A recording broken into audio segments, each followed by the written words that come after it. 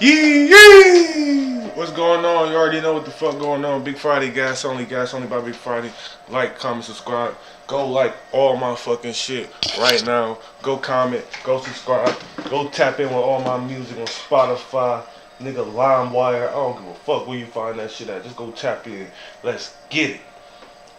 Today, let me straighten my room up a little bit. I ain't trying to look like no ham ass nigga. You know what I'm talking about? That's why I moved the camera real quick. Cause I look back, I'm like, damn, let me fold these blankets up. Nigga ain't about to think I'm homeless. And like, I just get up out the bed looking dirty or, nah, hell no. I be cleaner than a whistle. Man, you better ask your mama. Yeah. You know what I'm talking about? But, yeah, we back in, we tapped in. Like I said, I feel a lot much better than yesterday. My sinuses was killing my ass towards the end of the stream yesterday. That's why I hopped off for real. I ain't gonna fake with y'all. But like I said, I feel much better. I might actually take some Dayquil right now just to reassure myself type shit. But like I said, I'm back in this bitch. I'm about to get some water real quick, take this little Dayquil. And then like I said, we on this 2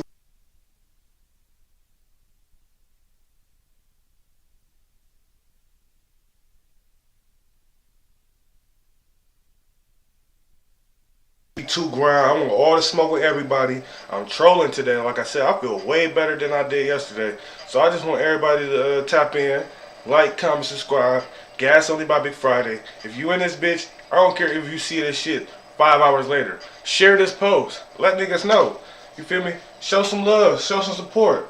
You ain't never got to be too cool to repost your nigga shit. You ain't got to be too cool to, like, you feel me, like on a nigga post, you know, on a video or whatever or some shit. You know, shout a nigga out, show some love. You know, my real ones, they tapped in, they locked in, they already know what's going on with the wave. You know, they see it before anybody else. So I'm just asking for everybody else, you know, who part of this journey with me, you feel me? We got 11 subscribers now. Shit. Hopefully by, you know, the end of the year, we had like 100, 500 type shit, 1,000 subscribers. You know, 1,000,000 subscribers. You feel me? I ain't gonna, you know, I ain't gonna set the goal too small because, you know, if you aim for the stars, you might land, you feel me, land in the sky type shit. So if I land in the sky with 50,000 subscribers, that's cool with me too. You know what I'm saying? So I ain't gonna say, yeah, by the end of the year I only want 100 subscribers. Cause no, what if I could get 500 subscribers? 750, 1,500. You feel me? I ain't gonna settle myself short. You know, cause I know the type of nigga I am, and I know niggas gonna fuck with this content. You feel me? I already know how I'm coming and bumming. You know what I'm talking about? Real Cleveland shit. You already know what's going on. Let's get it. Like I said, I'm about to go grab some water real quick. You feel me? Make sure you know I ain't in this bitch mouth dry as hell because I'm smoking this, you know, smoking this good gas and shit like that. So I'm just making sure, you know, I'm hydrated and got my fluids up. You know, because I be in the gym working out and shit.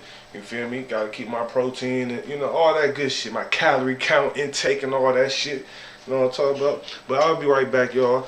So I don't want y'all to feel like, oh, I have left and won't ever come back. Like the stream is over. The stream is not over. A nigga just getting some water so I can take this Dayquil real quick. But I'm back and I'm on y'all ass. Pause.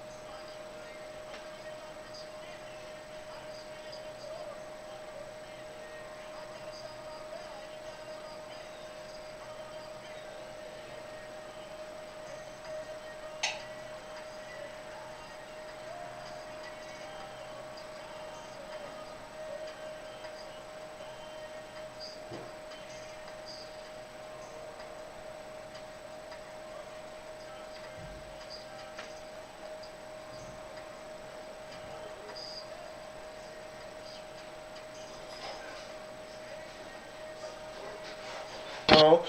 Big Friday gas on. Let me grab my phone real quick. I gotta put this on the ground. You already know. Gotta throw it on the ground. And they say you not even on. They say you not even in the stream if it ain't on the ground. Hold on. Hold on. Hold on. Put this in the stream. Man, pull up with y'all bitch asses. I'm gonna put the link right here. You feel me? I'm on this bitch going crazy. Hey, I'm the type of nigga. If you think, cause I know y'all niggas probably be chatting and shit, think you can beat a nigga. I don't know about that. You feel me? Pull up. Get your ass cooked. Hey, you play me 1v1. Hey, you beat me. I bet money you can't beat me in no real reg, though. Like, for real. Like, I'm talking about like 5v5. We going quick play. Yeah, Hall of Fame. I don't play that pro or whatever y'all lame ass niggas be playing, cause I be seeing y'all. That shit not no motion. You come and play a real hitter, you ain't coming out alive. Hold on, I had to post that on the ground, man. I already know what the fuck going on, man. Hold on, I just sipped a little drink. I'm talking about I'm a little smiz. I'm talking shit now. But, yeah, though. I'm about to, I'm looking for the link so I can send it. But, I'm flustered. Nigga everywhere. But, I'm about to get this bitch moving. We got this bitch moving. You know, I did sip a little vodka though. It was like 2 sips. It's only 9:54 in the morning type shit, so I ain't even about to go, you know, too crazy. You feel me? It's to like a little sip, you know, just to get activated. I ain't even gonna tell a nigga no different. I'm really activated and in that system. Hey, for real though, if you see me in this bitch, pull up. Nigga, I'll cook a nigga like hibachi. Fuck is a nigga talking about? Nigga, listen, play for the cheese, all that. I ain't never tuck it. Even if I lose, I ain't never been the tuck type nigga to tuck his tail in and go in the house and not. No, nigga, run that shit back. Fuck you talking about? But no, for real though, like, quick play action, niggas don't want that smoke. I promise you. Quick play action, niggas do not want that smoke. Niggas that turn to a cancer patient fucking with Big Friday. I ain't gonna hold you. Oh yeah, fucking with Big Friday, nigga might be playing with his fucking nose. I don't know. Nigga think he can fuck with me, that nigga playing with that. He playing with his nose if he think he can fuck with me. I ain't gonna hold you. I am talking shit though, but at the end of the day, pull up. You feel me? Like I said, I'm probably gonna stream till like at least 12, 1 p.m., 2 p.m., 4 p.m. I'm talking shit. I don't know. Oh, first play of the game, he smoke it. Oh, I had to redeem myself. I wasn't kicking out her. I gotta redeem myself. No, I'm selfish. I'm sorry. I gotta redeem myself if I do some shit like that. You know you can't shoot. Come on, bro. You didn't get hit with the screen and he got hella motion off. Oh, yeah, I know it's kind of there. I ain't passing it. That's like the easiest move for my power forward. Every time I blow past somebody, they always jump. I don't care if it's a point guard, a big man on me, them niggas always jump. Give me that.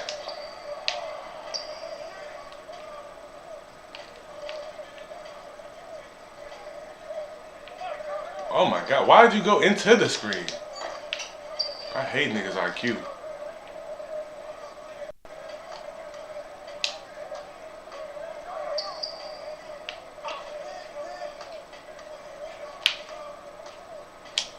Bucket. Fuck is he doing? Bucket. Fuck is he doing, man? Desperation 3? Oh yeah, I forgot he can't shoot. Don't go up. Promise you, don't go up.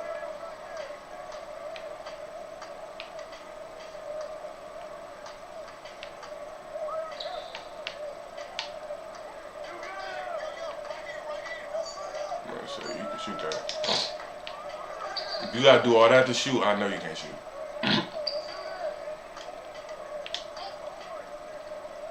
Bro, what the fuck is you doing?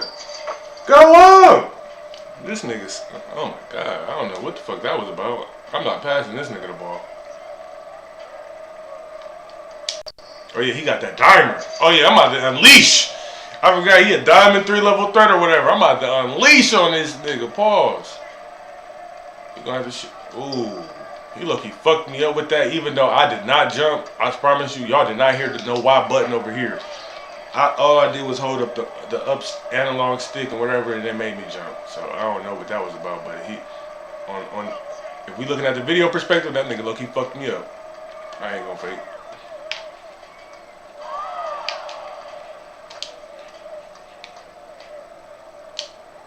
Oh, how he missed that? That's what I don't get about the. I don't know if it's because my vertical low, but they be trying to hold me like I can't make no point blank range layup though. Like what the fuck is that about, 2K? Can you shoot? No.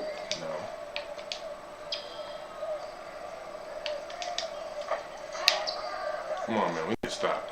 I ain't trying to let these niggas start feeling themselves. Oh yeah. Oh my god. He's scary. That's a scary ass nigga. Oh, I ain't got to play no defense on him. He had a wide open dunk. Maybe a layup or whatever, but that nigga was scary.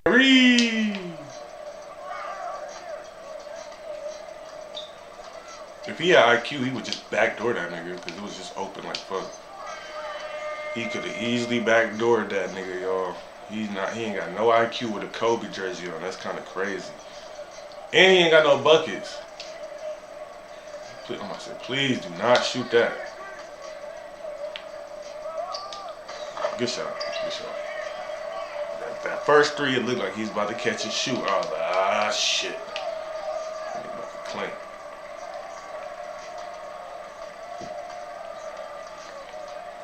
I mean, dude in the Kobe 8 jersey is just non-existent. I'm not even worried about anything he about to do.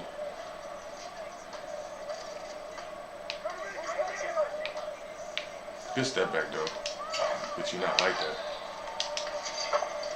He went up with that one. That was a little tough.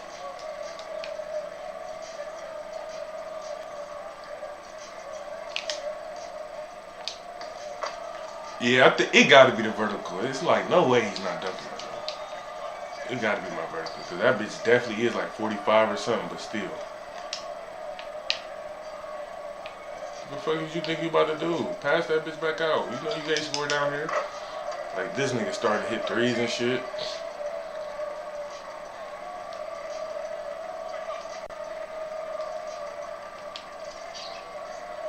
Yeah, get that easy bucket. You over here trying to do all that fancy ass shit.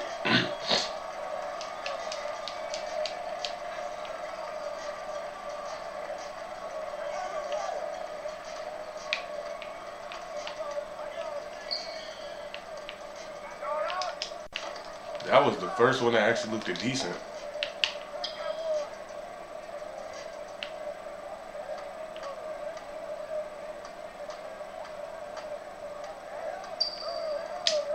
So that's all, that's all.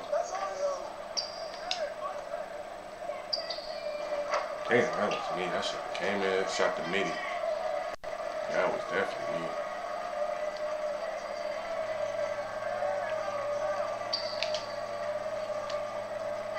Ah, shit. My bad. I done fucking drop stepped the wrong fucking way, y'all.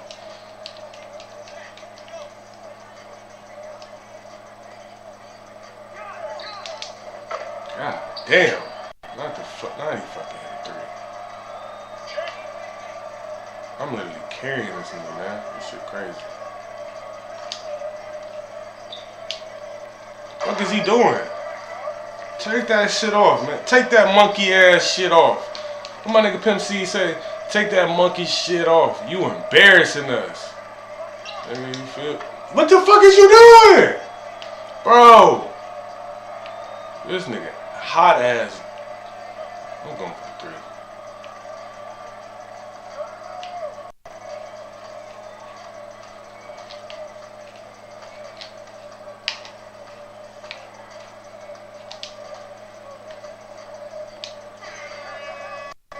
Man, 2K, what the fuck the animations be on?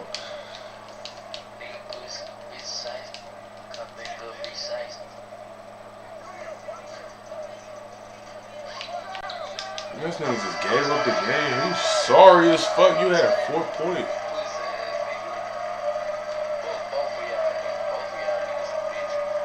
That nigga said both of us were bitches, bro. You ass, you. Well, he went 6 for 9, but that nigga wasn't even guarding you. Man, if that was me, I would have had 21 on that nigga head. That nigga's trash. God damn. Hey man, 2K kind of sold me on that though. I ain't gonna fake around. They kind of sold a nigga. Hey, I sold like 2 plays though, but still though, no way them niggas was better than us. My teammate was just not it. He was not aggressive. I be like playing with like on a random side. I be wanting to play with somebody who gonna be aggressive, like, and hit that bitch post fade on. But that was my fault. I should have known it was gonna be some fugazi shit. I should have known. What's something I need to work on? That vertical for sure.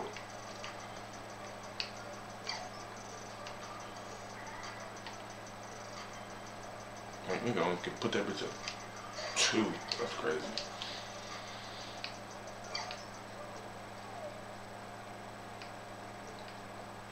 Yeah, I can be at 60. That bitch is only on 47. Well, by the end of the day, my shit'll probably be on 60 because I'm just about to grind. Like I said, I might hop on the career type shit. I don't know. I haven't really played the career yet, but it would help to grind certain badges up type shit. Like post fade phenom and little shit like that. And my nigga Kev, he sent the post. Hopefully he get on the game and we can talk about it. Cause man, this is what I be talking about. They be having like fake narratives talking about, like, this is a post. They say MJ made the playoffs with a record of 30 and 52. LeBron missed the playoffs with a record of 42 and 40. Which era was weaker again? Now, if you don't know basketball, or don't know any history, or don't do any due diligence to actually look up what happened in the year that Michael Jordan went 30 and 52, you would believe that, okay, the stronger era was LeBron. But if you do your homework, like a nigga like me, you will realize the year that MJ made the playoffs with that 30 and 52 record, he only played 18 games that season. So out of 30 and 52, he only played 18 games. But guess what? Like I said, to create these narratives, they're going to put a stat like that up there and put it against LeBron's, I guess, I mean, he went 42 and 40 and went to the playoffs. I mean, he missed the playoffs. And then another thing that, again, that I had looked up, and it takes 5 seconds to look up. You can look up the top 10 playoff teams, or not the top 10 playoff teams, the top 10 teams in the NBA to miss the playoffs, with the good record. So it was a lot of teams. It was the 2020, 2021 Golden State Warriors, 39 and 33, 2014 and 2015 OKC Thunder, 45 and 37, 81, 82 Warriors, 45 and 37. Seattle Supersonics in the 70s, 47 and 35, 08, 09 Suns, 46 and 36, 2013, 2014 Suns went 48 and 34 and missed the playoffs. So, bringing up Bron missing the playoffs with a 42 and 40 record, it's like, okay. But then I can even bring up, that was maybe what? 1, 2, 3, 4, 5, 6. About 6 teams that I named that had a better record than that team LeBron went 42 and 40 went, or 40 and 42, whatever the record is. I'm naming teams that didn't even come close to any 40 losses. Like, all these teams, at the most, only lost 37 games. And I'm not looking at 4 of them that lost under 37 games, and they won at least 46 or 45. So that's what I'm saying. Like, it's so easy to take stats from whatever year and try to use it for whatever argument that you have or you want to make against somebody else. But technically, if you really know your homework and really know your research and really hit onto this basketball shit, and you don't just take people's, if you're like a person like me, you don't just listen to what people say and take it for what it is. You actually get intrigued by information. So you actually might want to look into it and be like, oh wait, no, actually, in this year, like I said, Michael Jordan only played 18 games that year. They only won 32 games and made the playoffs. Now, like I told my friend, kudos to the Bulls for even, I don't know how the fuck they made the playoffs with that record. And I don't even know, and I got to do some more research to see if Jordan played in the playoffs that year. But like I said, even then, I wouldn't expect much from Jordan that year because, again, he had a foot injury, which was his most significant injury out of his whole career. He only played 18 games that year. So a lot of people don't never want to bring up Jordan's foot injury early in his career because, like I tell people, technically Jordan only played 2 years of full seasons or, more than 50 games 2 years before Pippen got there. A lot of people have this illusion that Pippen only got there in the Bulls in the 90s when they started winning. No. Pippen, I want to say, was drafted. If I'm saying Jordan was drafted 85, 86, he was injured, 87. Pippen was drafted at least 87, 88. So all them years up until, what? What was the first year they won? 92, I think. 92, 93, 94. If I'm looking at it right, I'm not really looking at the actual, breakdown. And I'm about to smoke some weed real quick, so my bad. Smoking some trees, but you feel me?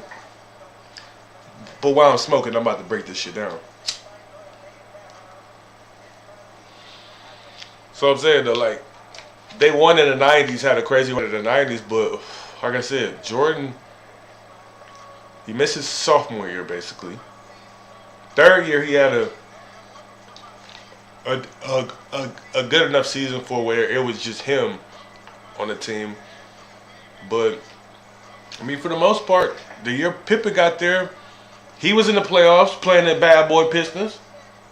He didn't average no 20 and 8 or, he wasn't putting up them kind of numbers. Pippen wasn't putting up them kind of numbers until he really matured his game, because a lot of people forget Pippen was a late bloomer. He had a growth spurt in college. You feel me? He had a growth spurt in college, became the man at his campus all overnight. People don't know about it though, but you got to do your homework. You got to really do your research and know about this shit, man. Like I said, I'm really a basketball. Two things that I really am truly to the core of my heart. I'm a true hip hop head. I love music to the death of me, and I love basketball. I might not play it every day, like on the actual physical court every day, like how I used to when I was in my youth. But and I'm only 28, by the way. I just turned 28. January 13th, that's my B-Day. Happy belated. Please say happy belated. Show some love. Like, comment, subscribe. Comment. Please show some love. But, you feel me? All that being said, I really just need people to really do their homework and research when they have these conversations. Because, again, a lot of people gonna want you to do your research and conversations when you have because I'm a Jordan fan. I'm gonna put that out there. I'm a Michael Jordan fan. I think he's the GOAT. So I feel like when we have this Jordan and LeBron debate, a lot of people want you to take into account for all the things and all the trials and tribulations that LeBron had to went through. And I get it, okay. Earlier in his career, I feel like LeBron had a more stronger argument for saying he had a weaker team. But at this juncture in his career, I mean, I feel like you can't really even use LeBron never had help sentiment again. Because that shit died as soon as he went to Miami. Once he went to Miami, all that, he never had help shit went out the window for me. Like, I can get it them first, when did he leave Cleveland? 2010, so them first 7 years, I think. First 6 to 7 years. Okay, they were trying to build around him, though, regardless of the fact. But was it to the caliber that Miami did? Hell no. So, like I said, first 6 to 7 years, I won't really catch him flack. I mean, give him that much flack. Even though I do still think with as less of talent as he did have at times, obviously seemed like they had enough to get to where they were going, because they did go to the finals in '07. So I mean, it wasn't like his teams were that trash. I mean, because I could say, yeah, he carried niggas. I'm not saying he didn't carry niggas, but what I am saying is, a lot of times it's about who you build around you to make the engine go. LeBron James is the engine. The other players you put around him is the frame, exterior, and interior of the car. But the actual engine of the car of the Cleveland Cavaliers in that era was LeBron James, without a doubt. There was nobody else under the hood but LeBron. I'm serious about that. But you can't exclude the interior, the exterior, you feel me, the tires. You still need other pieces to the car to get that motherfucker going where it needs to go. So at the end of the day, I feel like the Cavs, now they could have got better pieces as time went on. Like, I feel like if you look at it from '07 up into 2010, they didn't make drastic changes that they should have made to secure Cleveland as a contender every year. Now, we were contender off the strip that we had LeBron and we went to the finals in '07. But how long are you going to piggyback on a run from '07 and it's 2010? Like, I understand LeBron on that one. It's like, damn, all right. It seemed like we barely just getting better. Like, okay, it's like, at some point I agree. They should have, the Cavs, as a Cavs fan who grew up watching Cavaliers basketball every night on FS in Ohio. I'm really from Cleveland. I'm really from Ohio. I can attest that at some point I understand LeBron. But once you went to Miami, all that shit go out the window, bro. You had two Hall of Famers. I'm not even gonna say possibly three, because we all know Ray Allen a Hall of Famer. But I'm not gonna look at Ray Allen like he was in the prime of his career, because he wasn't. But he was a very pivotal piece in those Miami Heat days, because I mean, hands down, to me, Ray Allen probably hit one of, and I seen that shit live. Ray Allen, outside of Kyrie Irving's shot that he hit in the finals, never seen a bigger shot made in history in my life. Like, I'm talking about money on the line. This is to take all the marbles. Ray Allen has one of the greatest shots in the NBA history that I've ever seen. I'm going to put his over Kyrie just off the strength that it was like a catch and shoot. He made his instinct and reaction in like 0.2 seconds. He knew what he was doing as soon as that ball came out there. Because I'm from Cleveland, oh my God, it's always an update. So I'm glad I wasn't even playing. Because I'm from Cleveland, I really do fuck with the Kyrie, that shot over, I believe it was Steph in the finals for that Game 7. I think that was like a crazy, like, dagger three. But when you look at the point in time it was in the game when Kyrie hit the shot, I don't think it was as big as Ray Allen's shot. Ray Allen's shot was like, that was the shot that kept them alive. Without that shot, the Heat is done. You feel me? The Heat is done. You feel me? Ray Allen kept all hope alive with that shot.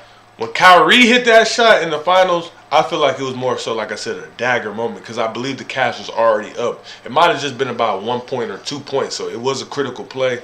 But if I'm remembering it, now if the Cavs were down in that play, in that possession, then that's a totally different, it's a different story. But if I'm remembering it correctly, because I was downtown at the watch party when we were watching it, and everybody was lit and excited. It was a crazy time to be in, especially if you're from Cleveland. Like, that's one of the greatest moments. That's not one of, that is the greatest moment in Cleveland history. And I tell people the story every time, like, bro, the parade for the actual finals, yeah, that was lit, that was crazy. But man, if you was downtown the night of the winning, that's one of the memories I'll never forget a day of my life, bro. Like, that's some shit, like, you really had to be downtown. You know how niggas be saying you wasn't outside? Man, if you wasn't outside that night, you really missed a crazy, crazy vibe and energy in the city. Like, I know people were probably lit at their homes and shit like that. But man, to see, I mean, like, I wish I could just get my vision to people and, you know, put it on the TV and so people can watch what I seen the night that the Cavs won. That shit was crazy, bro. Like, that shit was crazy. Like, bro, we from Cleveland. We ain't never won shit, bro, when it comes to this sports shit. Like, last time we won anything was when the Indians won. Bro, you know how long ago that was? And mind you, that was the same year the Indians was in the World Series as well, too. So, like, don't get it twisted. We was just as jacked for the Cavs. If the Indians would have went crazy, too, in the same year, bro, niggas wouldn't have been able to stop us. But on some, like, ironic shit, I believe either the Indians blew a 3-1 lead or they lost by 3. It was some shit where it was, like, very identical to the NBA Finals. It was kind of like some weird-ass shit, it felt like. But nonetheless, going back to the Cavs, man, like, that shit was unreal. Like, the energy in the city, bro. I'm talking, like, right after they lose, it was like a bomb went off in the city and everybody erupted, bro. I'm talking about you got people standing on top of, like, the buildings, pillars, fucking light posts, lamp posts, whatever the fuck, the lights that be in the city. People was just, I'm talking about, like, white people dapping up black people. Like, you got people of all ages, 60, 80, 40, 30, 28. You feel me? All these people in the same, you know, kind of like melting pot, like all in a pot, and we all together, mixed in. You feel me? Just showing love and showing vibes. Like, bro, that was like the most peaceful day in Cleveland of all time. Like, there would never be a day more peaceful than that. There would never be a day where so many people come together of different cultures to celebrate one thing. When that shit happened, I realized how big and how impactful this sports shit is, bro. I'm walking past, you see motherfuckers crying, bro. You see motherfuckers from like the 60s, 70s crying about this shit because they ain't never, all their life, they done lived in Cleveland and shit, had all this hope, you know, for the Browns, from the Indians, from the Cavs, and it's the first time we ever won, bro. That shit was groundbreaking. That shit was life-changing, bro. Like, bro, I tell people all the time, man, like, if you was really there, if you was really outside, Game 7, the night of 2016, when the Cavs came back from a 3-1 lead, nigga, you might know some shit, bro. You know ball, man. You really up on some game. You seen some shit that niggas will never see in a million fucking years, bro. Possibly. You feel me? Like you feel me? Like hungry ass cities that ain't never had shit. I'm pretty sure they can represent and feel the same way like we do. Like me personally, that ring triumphs. You feel me? Like, how many rings the Lakers got? That one ring dominates all of those rings, in my opinion. Like, there's no way. Nobody can duplicate what the Cavs did, man. I'm just sorry. Like, only other team that could, as far as just, like, pure dominance, is obviously just the 96 Bulls. But, like, when we talk about, like, you know, like, stories like the Mighty Duck story and shit like that, like, Cinderella stories, man, that's, like, series like that is why people watch sports. Series like that is why people have faith. Series like that is why people believe. People, like, you feel me, like, stories like that, man, you can only write that shit in a movie, bro. Like, that was really like some Mighty Ducks type shit. Like, the Cavs was really down and out. Down 3-1. Niggas in the city, you feel me, we was like skeptical, basically. I ain't saying niggas always, like, niggas ain't throwing the towel yet type shit, but niggas was skeptical. But guess what? Once we won that, when it was 3-2, we was like, okay, all we need is win. Like, Cleveland, we some dogs. This is a dog city, man. So we were all just like, shit, we just need to win one more. We taking it one game at a time now. Like, all right, we 3-2. All right. 3-3. When it got to 3-3, bro, whole city like, nah, it's a wrap. Whole city. I mean, maybe not everybody. It still probably was a lot of haters and shit like that. But even though I was a big Golden State fan, not like that crazy, but like in the series, obviously, in that series, I'm obviously going with the home team, like, for sure. Like, that was around the time where they had that F. Steph Curry song and shit. So you already know, like, once we won, that was like playing like non-stop. Like, people don't realize how much people hated Steph Curry because of how good he was. Like, Steph at one point, like, it's not like how it was back then, like how people hated the Warriors. Niggas don't hate the Warriors as much to like how they used to. Like, I feel like it's getting to the point people got a lot of respect for the Warriors. People love the Warriors quietly.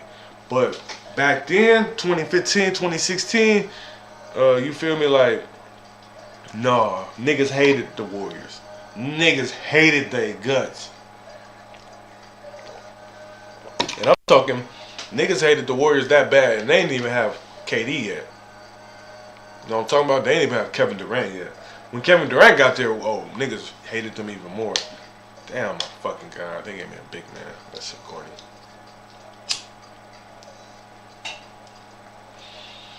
But yeah, man, like I said, that stint in Cleveland, man, that's like a one-of-one type of memory. I don't care how many clubs you go to. Don't care if it's Vegas, Hawaii. I don't care, man. If you wasn't outside downtown when the Cavs won that ring, I'm sorry, you really missed out on a crazy, crazy, crazy experience. Like, you missed some legendary shit, basically. Like, the type of shit that people experienced on that night will not be duplicated. Like, I'll say this. Indians can win, and it would not have the same impact as that Cavs series. Because I feel like everything's all about timing. So that was our first one, our first championship win in any sport, you know, in a long ass time, though. In any sport. So I feel like to capture that moment, I mean, it's impossible, basically. It's impossible.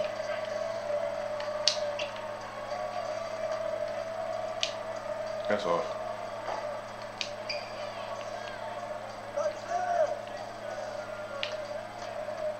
But I do think, like, prime example, if the Indians would have won that same year that the Cavs won.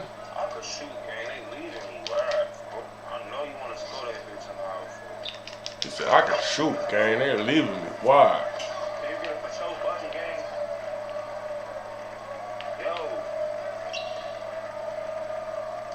Now I'm not about to let you shoot.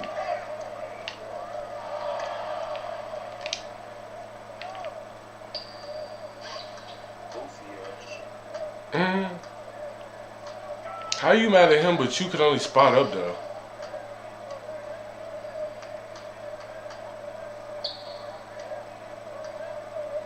Oh, shit.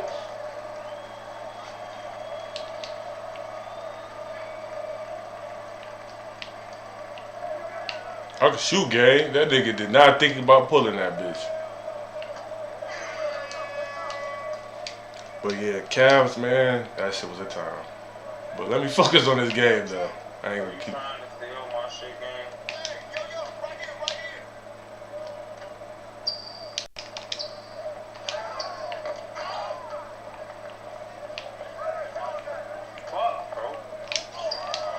God damn.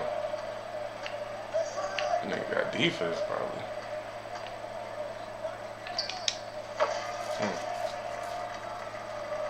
Kobe built.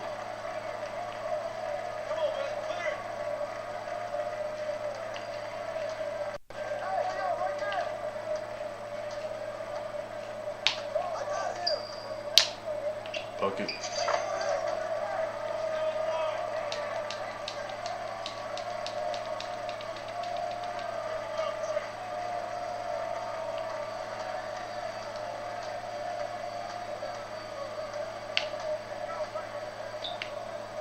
Yeah, he definitely got the Kobe build because he that post.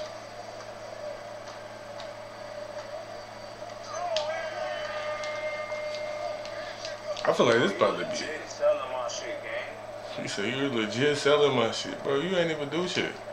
How the fuck do people do this shit, bro? Fuck you on the game for, shorty? That nigga from Chicago, he said, "Shorty, fuck you on the game for, shorty."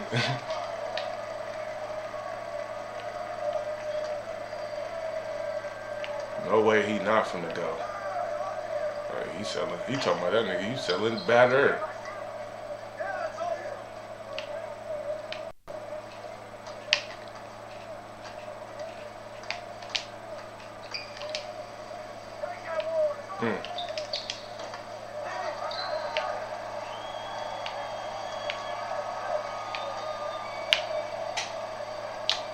That's all.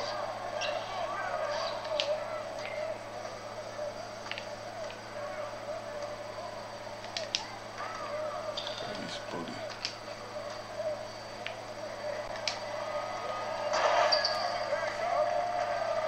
I need to start doing them pass fakes.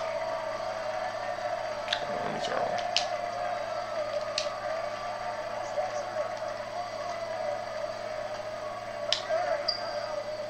That nigga was straight baseline too. Oh, that's a steal. That nigga was straight baseline too. Straight out of my playbook.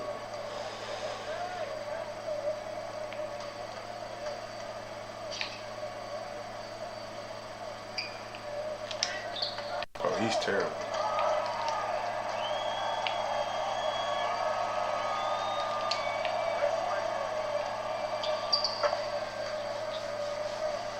That nigga terrible. How you gonna be in the post like that? Ain't got no close shot though.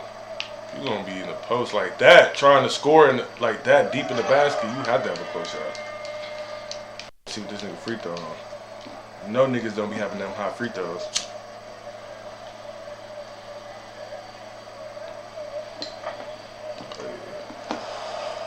Ball it like Tuki.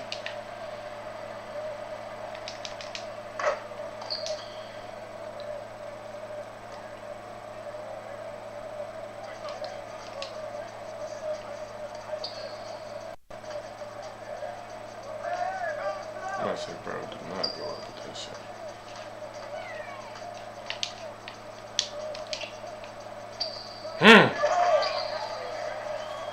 Great pass. Ball fake. You know you desperate for a three.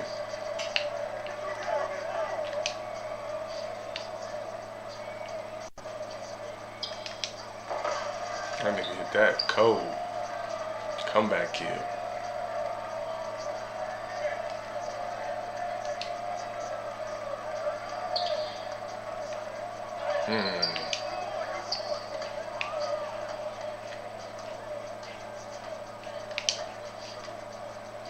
Too little.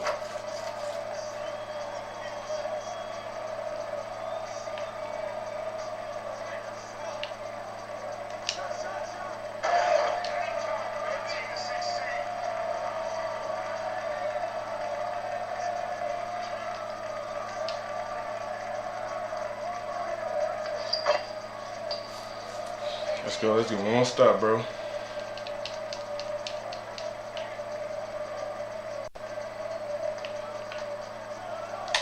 Oh, he's terrible.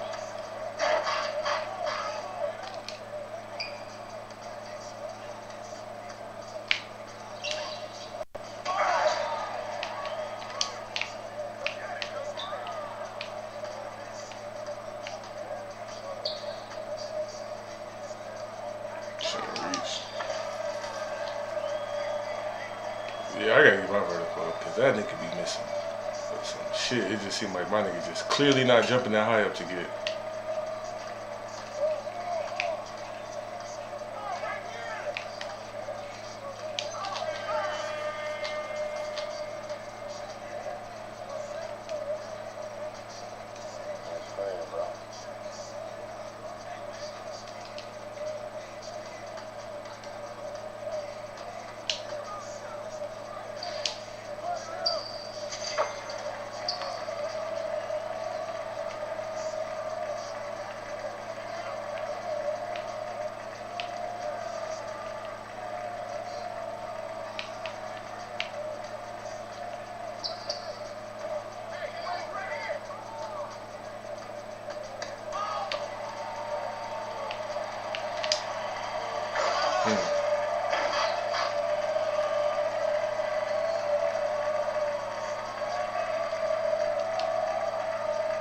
God damn. Man, if he hit that, I'm about to say. I'm not about to pass this bitch. Hey, bro, I got to take over. Let me get that bitch. I got 6, 5, and 7, bro. Let me get that bitch.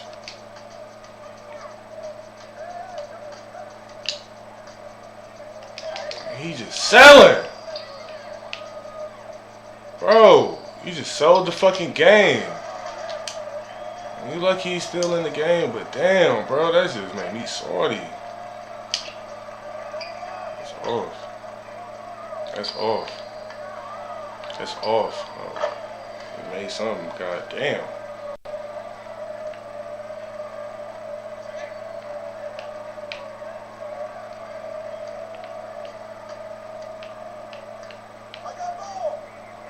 Stay on your fucking man, bro. Oh my fucking god. Niggas just be selling me. These random ass niggas, he got 19 on his head.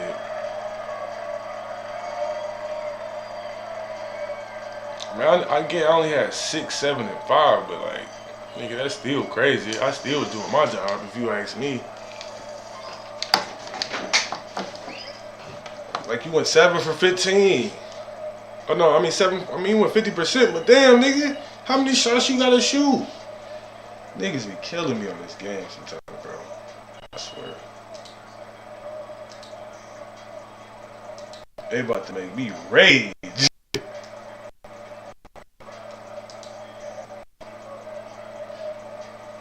I gotta change the title.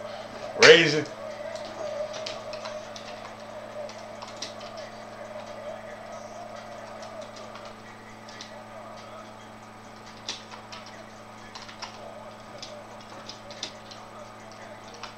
Stop selling me.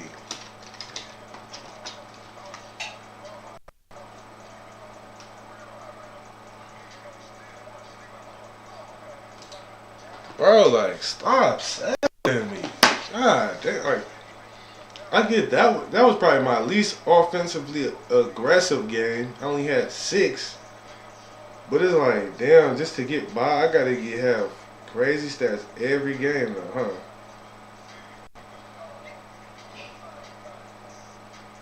That shit crazy to me.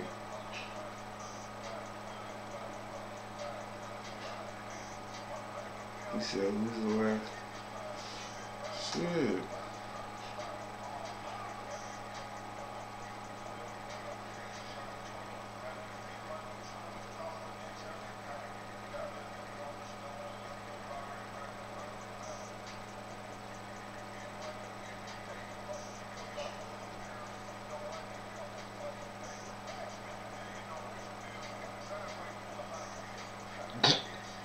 That's it.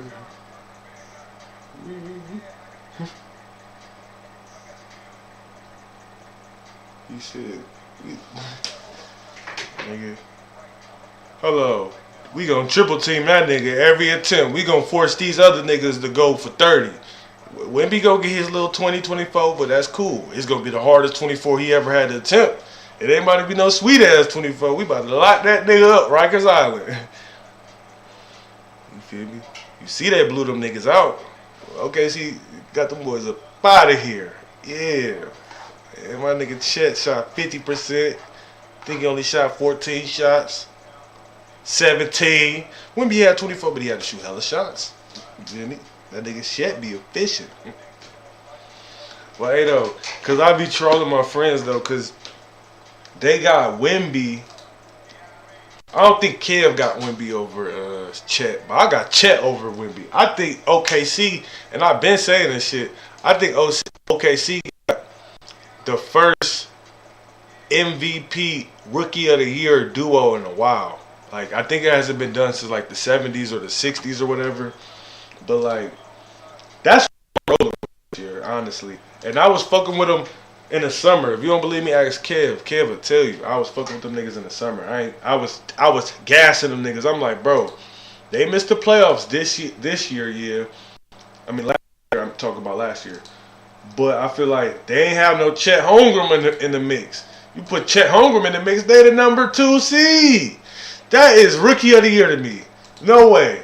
Because, I mean, I get it. Victor, he crazy, but like, come on now. Let's look at LeBron Rookie Year. I'm about to look at LeBron Rookie Year, his record. And we gonna match it up.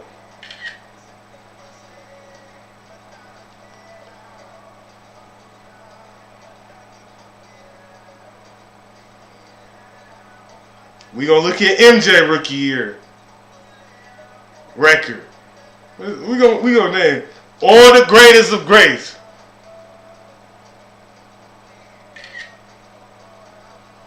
And we gonna pull up Wemby's record as of right now. You feel me?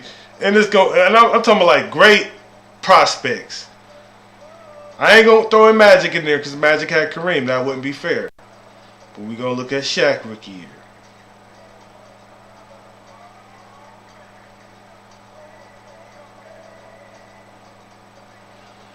Obviously, he was rookie of the year.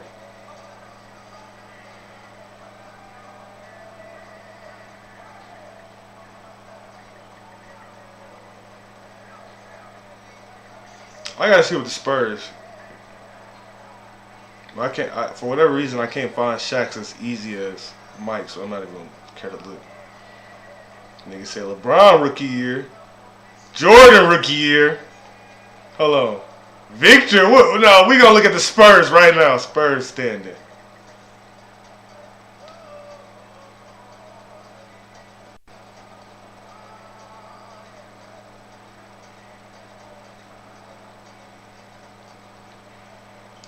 Hey, all I'm gonna say is he nice.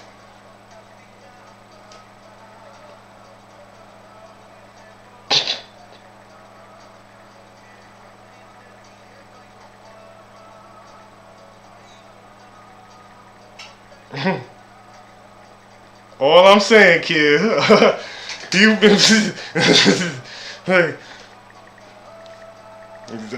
this not making how he only got 80. He's supposed to be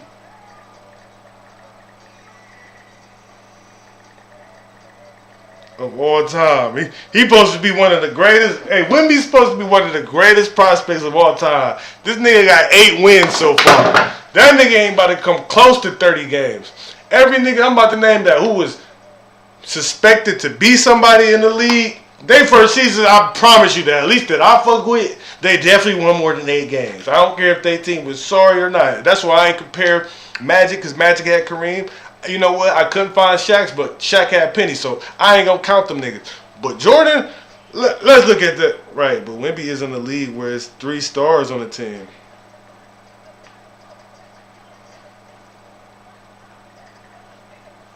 Eight games though. 8 games though, Cam. Hey man. 8 games though. I get niggas is nice. I get niggas nice because I'm talking to Kev in the group chat. I get niggas is nice.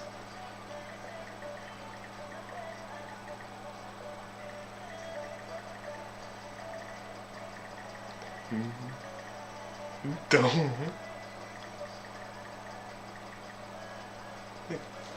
8 games with that talent? Shit, man. You feel me? 8 games. I get niggas is nice, but 8 games? Because it's beatable teams in the league, though. You feel me? You Hornets, Pistons, Rockets. It's niggas.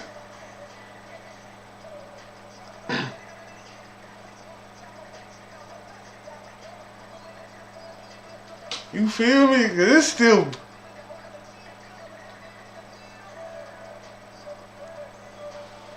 You feel me? Like, oh man, like 8 games. Oh, hey, Kev, all I'm saying is, I'm only saying it from the perspective that niggas is comparing this man to LeBron, all these niggas as far as the craziest prospects. I get what you're saying. 3 niggas. Did the Spurs, Kev, now answer this to me. Did the Spurs not have Manu, Timmy, and Tony Parker, though? And I get Manu probably not a star, but they had a squad. Phoenix Suns. Steve Nash, Amari, Shaq, Jason. These niggas had squads, though. And I'm talking about LeBron era. I ain't even about to go into nobody else era.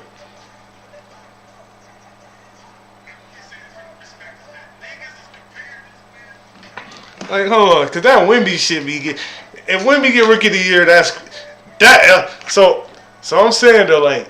Because I'm only going. We damn near halfway through the season. They only got 8 wins. I can only assume that they might win 17 games this year.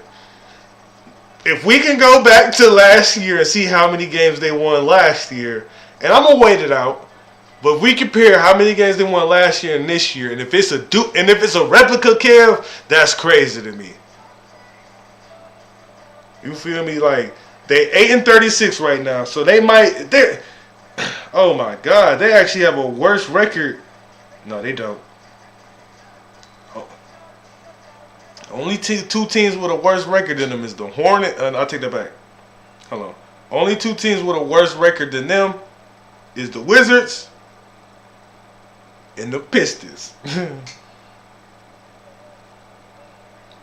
But hey, you look at the Pistons, you like, shit, if they had Wemby, they'd be going crazy. You feel me? The Rockets, I think they had to pick after the Spurs, or it was either after the Spurs or like a little bit. It was top 5.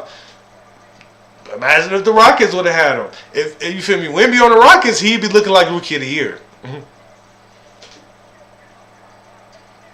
But hold on, I had to send that to bro because you feel me, like we be talking about the whole Chet and Wemby and shit. You feel me, like I said, I feel like Chet got it because his team was not even in the playoffs. They are a second seed with this man. I mean, it's hard to look over that. That's just me. And it's not like he averaging 12. The nigga averaging like 17-10 or 17-8 or some shit like that. He's a true contributor. He's easily the second option on that team on most cases. You feel me?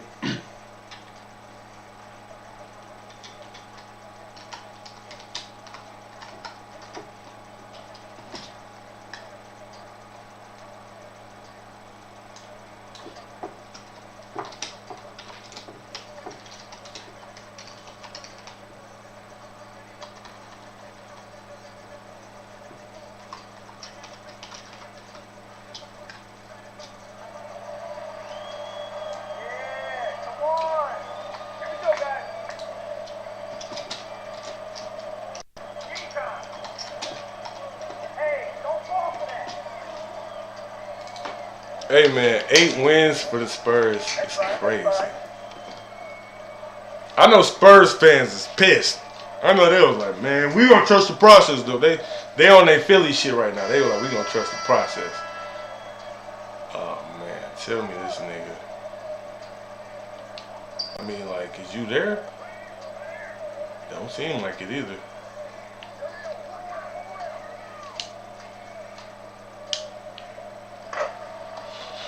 I don't like the look of this. I don't like the look of this. I'll never forget Outkast or Andre 3000 and Big Boy. They did like a video of Willy Wonka and Chocolate Factory, and I just remember that part. I don't like the look of this. Black people, we funny as hell. We'll remake helly shit though. Helly shit that we seen from a movie or a TV show. That's funny as fuck to me. Oh, he ain't got no foot speed. I need to get my drop and dunk up, because that's an easy dunk.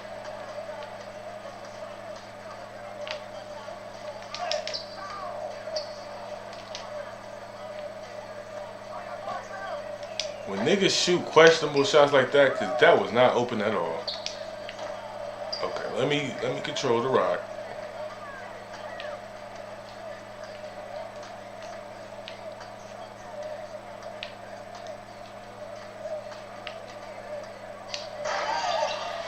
I don't care if I hold the ball too long. I'm gonna get a bucket, nigga.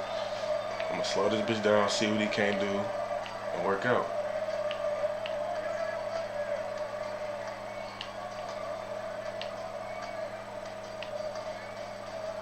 It's like he's slow as fuck, but for whatever reason, that nigga was dribbling that bitch a little fast, though.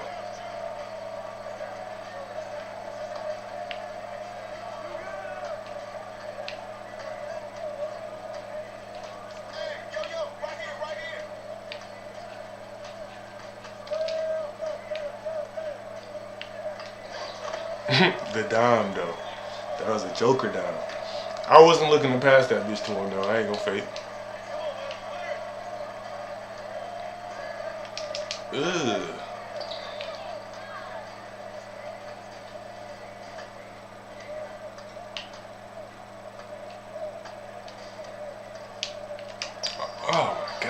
2K.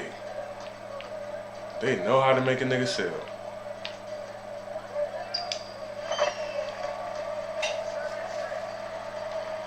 I hate that shit.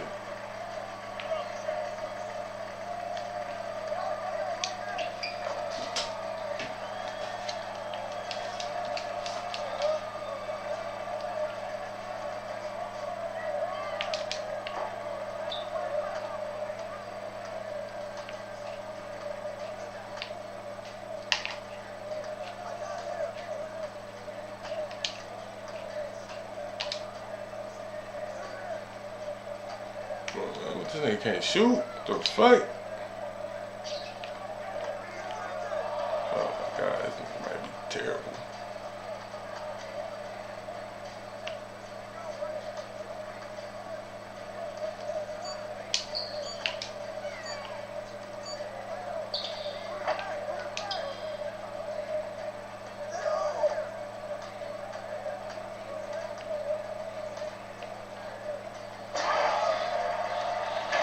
All these games been going. It's like, I don't know, man. It seems like it'd be close for no reason where it shouldn't be. I need to play with a 3-point shot hunter. That's what it is. I need somebody who can shoot the ball better than me. Goddamn.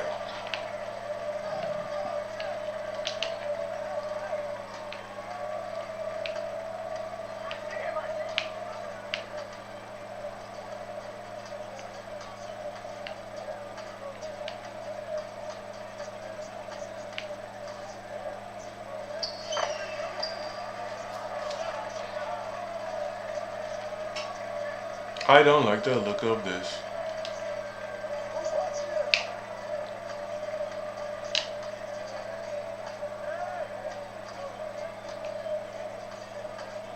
Oh my god. Oh my god. Then he don't play no defense. Okay. Good bucket.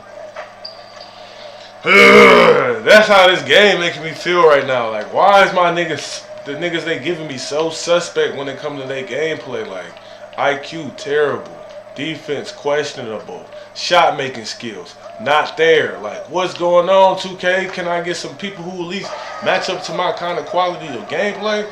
Like, damn, this nigga hot garbage. He can't shoot a lick. I ain't seen him make a jump shot yet.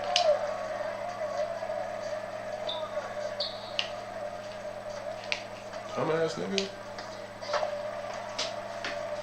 He's big. I'm there. Birds. Dumbass nigga.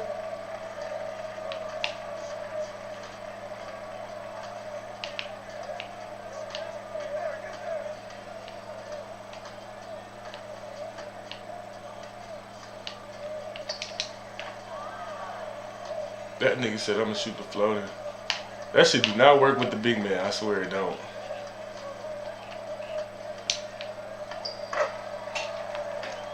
Like, I gotta take over every game just to win. If I don't get 10 or better, we liable to lose.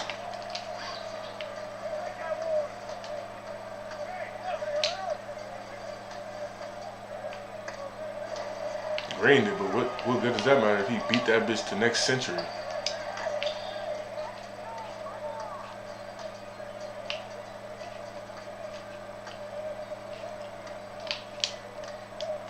Niggas be so easy to, like, oh my god, this niggas be going flying like, oh shit, I don't want him to score.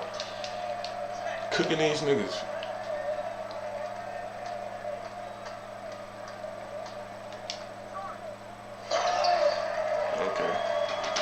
Okay. You lucky you got that pro touch on.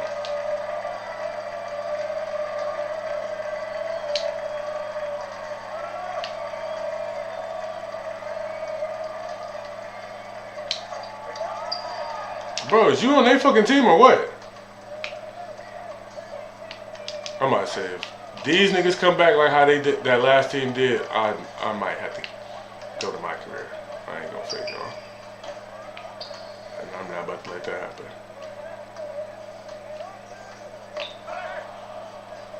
Oh my god.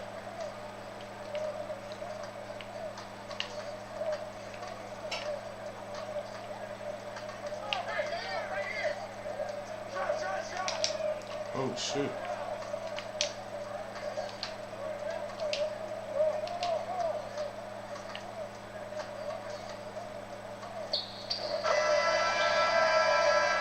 God damn. That shit was stressful. Yeah. He went 3 for 9. I shot 9 shots and made 7. This nigga shot 9 shots, missed 3. I mean, made 3. He went 0 for 3 from 3. God damn.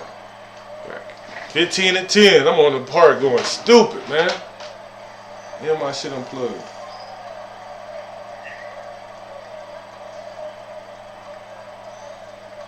Man.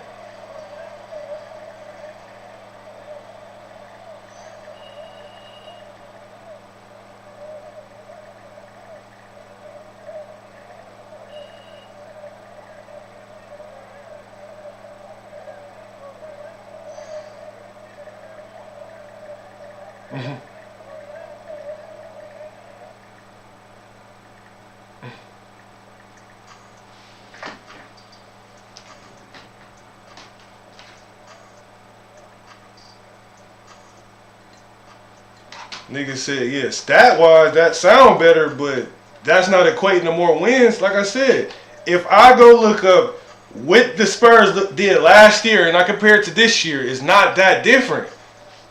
So, it's like, yeah, you got a player that's going 20 and 10, but y'all records still staying the same. Like, that's not adding up to me, Kev. Cavs record, when LeBron came on that team, let me go look up that one before LeBron came there, and then after, and then you could get what I'm saying as far as impact.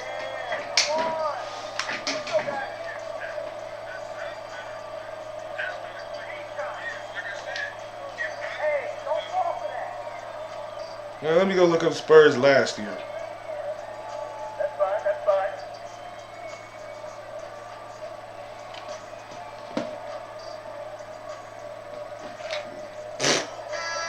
Oh, I was about to say.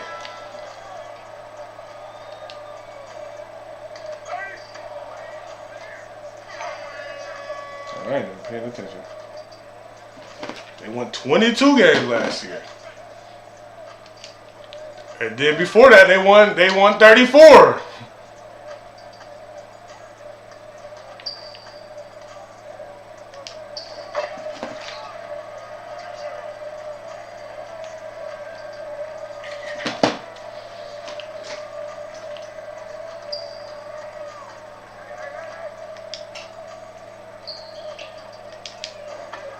These niggas trying to turn up.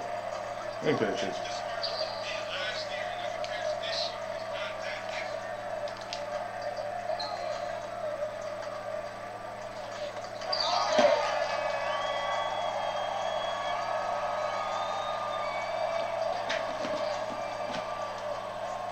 Spurs the last 2 years.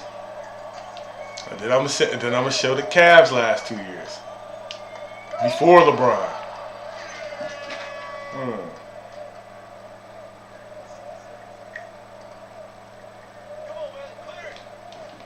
Pass the ball, goddamn.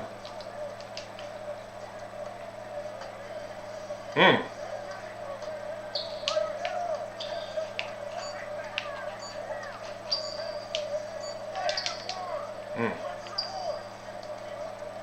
might hit. That's me.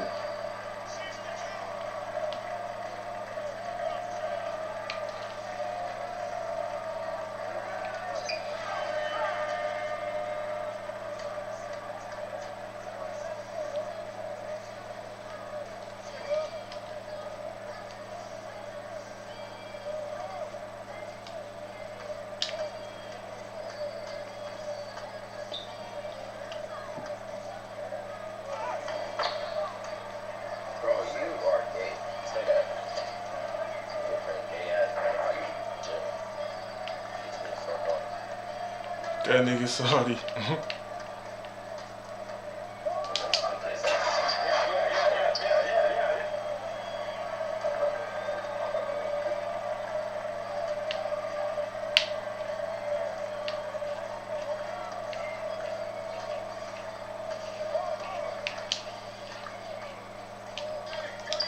Man, what the fuck?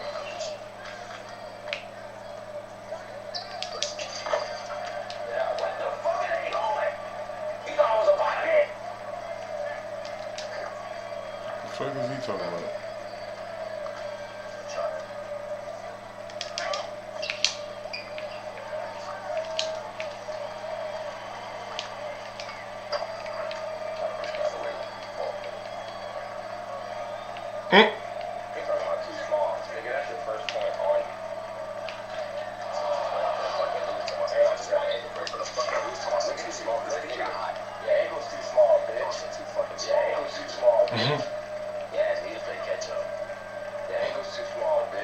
That nigga mad.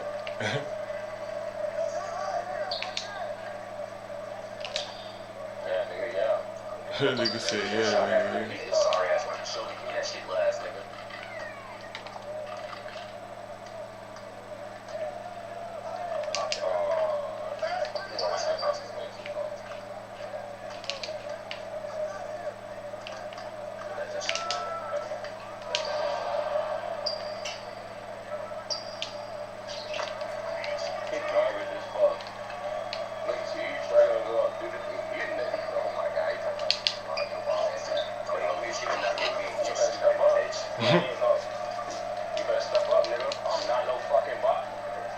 This nigga said, I'm not no fucking bot, nigga. I'm not worried. Y'all play together. These two niggas play together. I'm playing with random.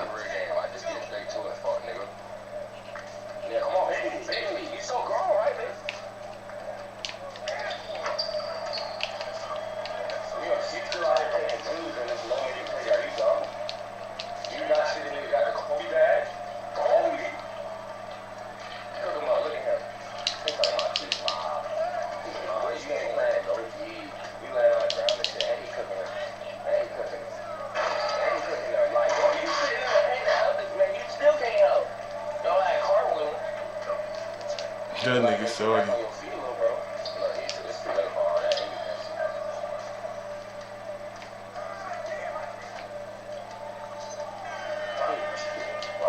That nigga sorry.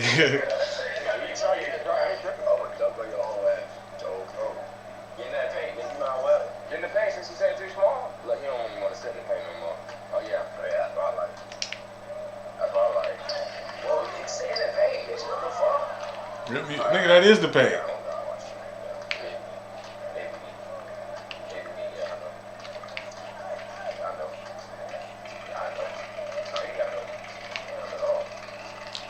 Excuse me?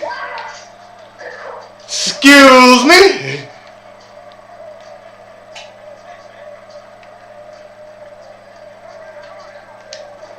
That nigga sorry. Hey, them niggas funny as fuck though. Them niggas cool. I had a shitty teammate though. I was just fucking around. Them 2 shots I missed shouldn't have been 2 shots I missed.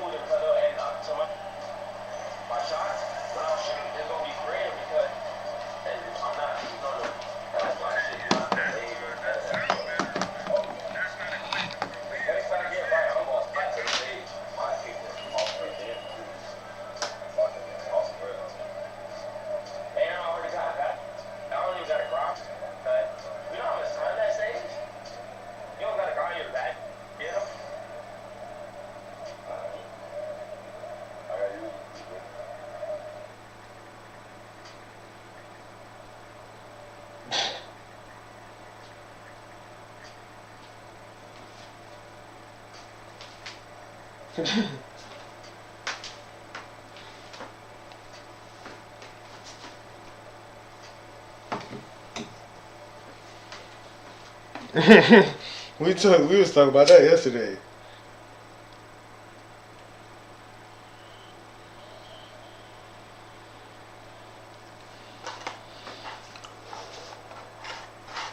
We talking about Whippy being 8-36.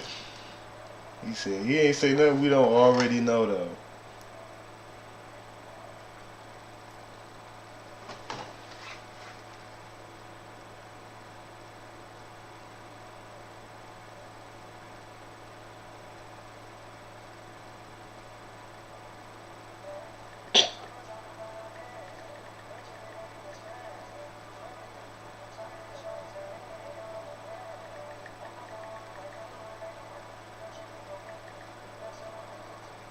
Hey,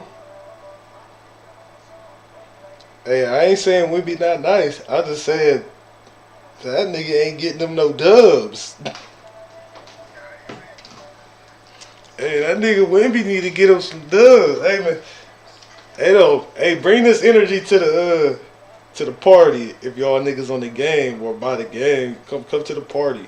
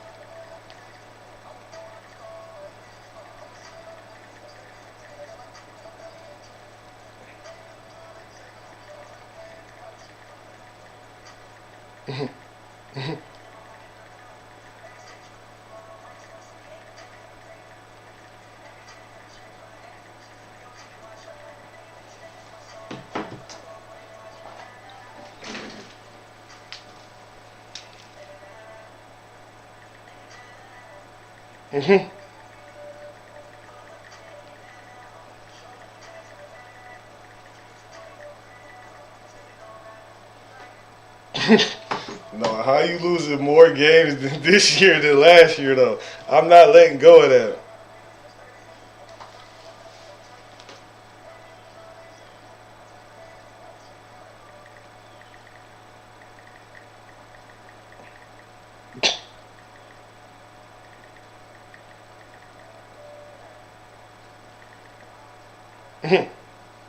He said with more help.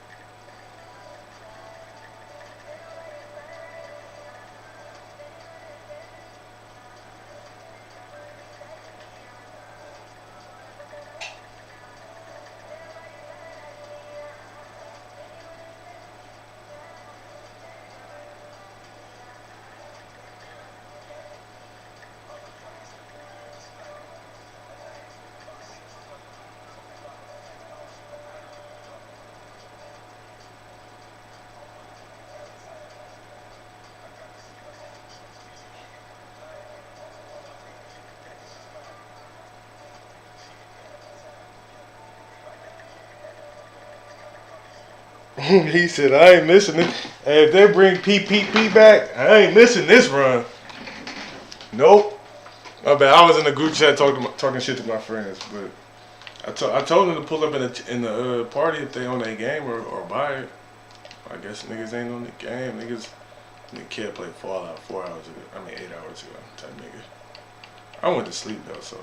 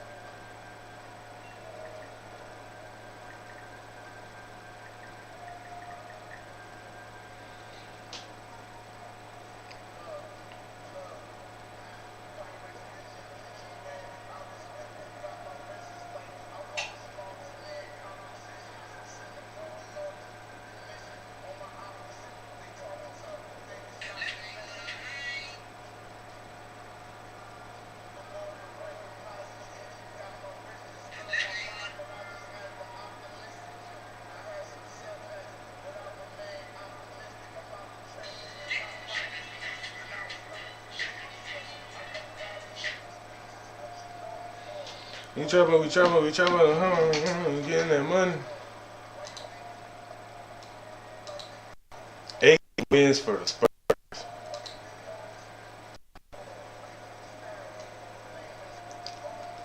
That's kind of crazy to me, y'all. Hey, they gave me a 3-point shot, Hunter. We about to run some shit. Yeah, this type of run I need, y'all. I'm not running with nobody who ain't a 3-point shot Hunter no more. Or he left. Or defensive minutes, but this could be skeptical. I'm sorry that nigga left. I ain't gonna fake y'all. I ain't gonna lie. I like playing with the 3-point shot hunters because I know they gonna make their. Oh, I should have left. I know they gonna make their threes, or they supposed to type shit. I done seen some that have like an 85, 86 3-pointer and shit like that, but still, that should be crazy.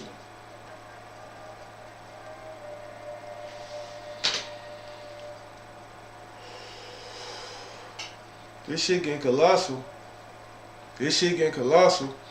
2K ain't gave me a good teammate in 3 days. This shit get. I'm talking shit now. Ah, fuck.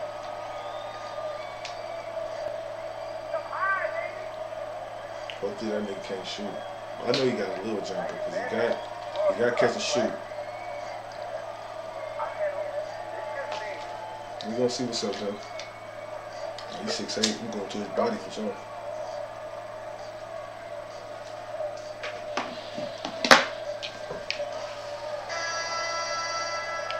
God damn.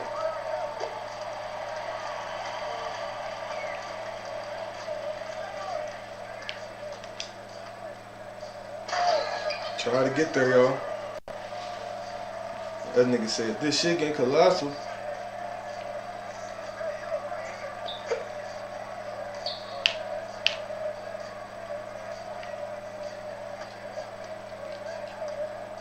Dumbass. I'm always play fundamental to my IQ. I know sometimes I be ball hogging and shit like that, but for real, I really got IQ. I got basketball. Oh shit. I got basketball IQ and I got 2K IQ. And I tell people you gotta have 2K IQ. Cause like the shit you really gonna do on the real life court, sometimes on 2K, you feel me, it's possible. You feel me? Like 2K, it's a different technique that you have to have for 2K to really get off. And I don't know, like I might just know the basics of it, but I know it's levels to that shit for sure. Oh, good shit, I'm about to say.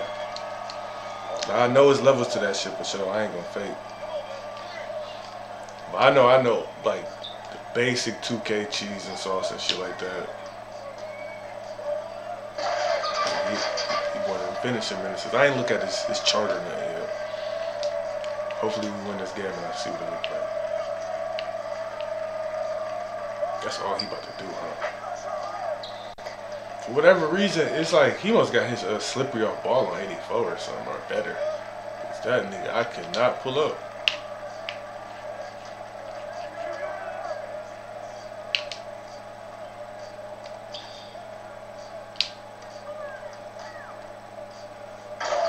I'm gonna just, when I set the screen, I ain't gonna slip. I'm gonna just stay there, or I'm gonna go and pop a little further out.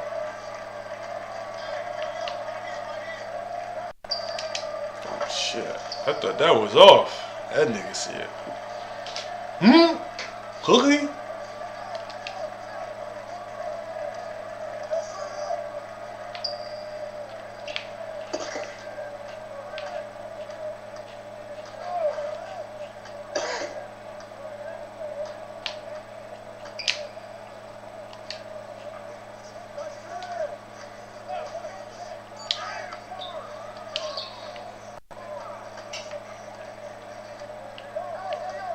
My nigga was tired of doing that offensive possession. I had to give it up. I wasn't gonna force nothing. I was gonna go for the post fade, but it wasn't there. He stepped up.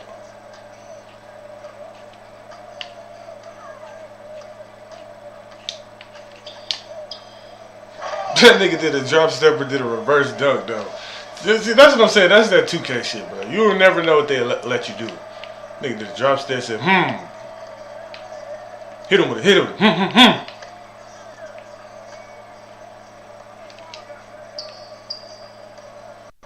He ain't got no jumper. Oh, he shot that. He should shot the first one.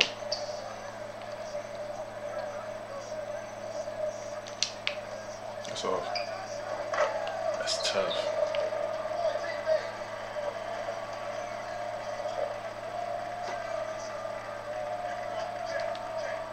That nigga hit 3 threes on me. He cooking me. All catching shoots.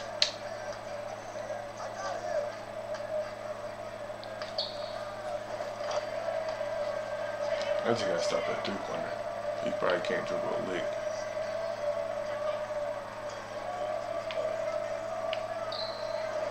Bro, I'm pulling up on everything I love. I'm pulling up on this nigga. On everything I fucking love, I'm pulling so tight up on this nigga though, and I swear to God, he still got enough space.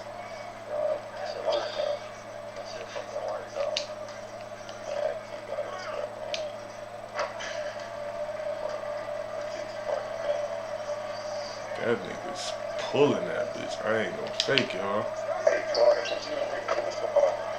I'm pulling up too, y'all. He hitting that bitch, y'all. What the fuck? What? He got a Zen.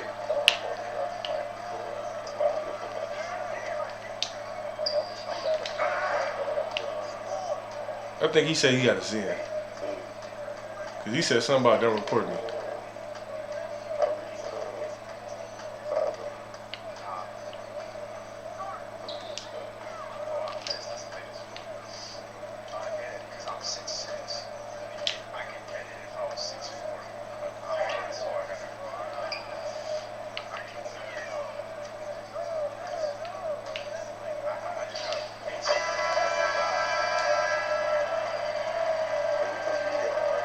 No way he don't got a 10.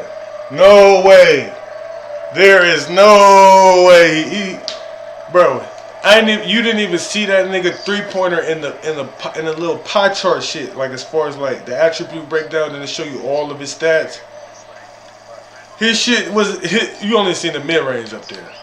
Now, unless if his 3-pointer was on 85 too, I don't know. But man, I don't know, bro. I ain't even never seen no nigga hit anything that crazy with 85 3-pointer like that. Like that nigga was hitting contested. He must got all. I don't know. He must got all his badges. I don't know. That shit was just different.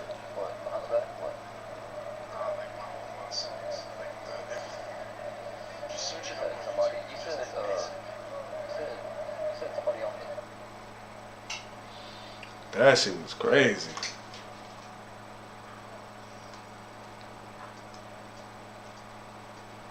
That was like the first game. I mean, he didn't even do much to me, y'all. That nigga pause. He didn't even do much. He just really, he just hit catch and shoot threes, man, and he just lit that bitch up. I ain't gonna hold you. He got a nigga wanting to go to the builder and figure some shit out, man. Hold on, man. I might have to go to the builder.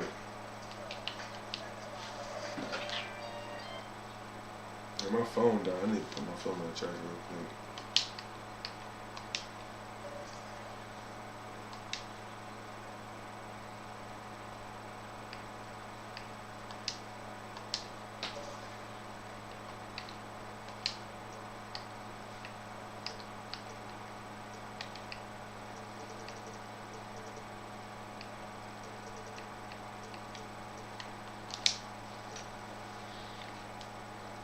But yeah, back to the Wemby shit. I mean, like, this Kev said, it's 3 stars on most teams now. I'm like, shit, it was hella nice teams back in the day, too, though.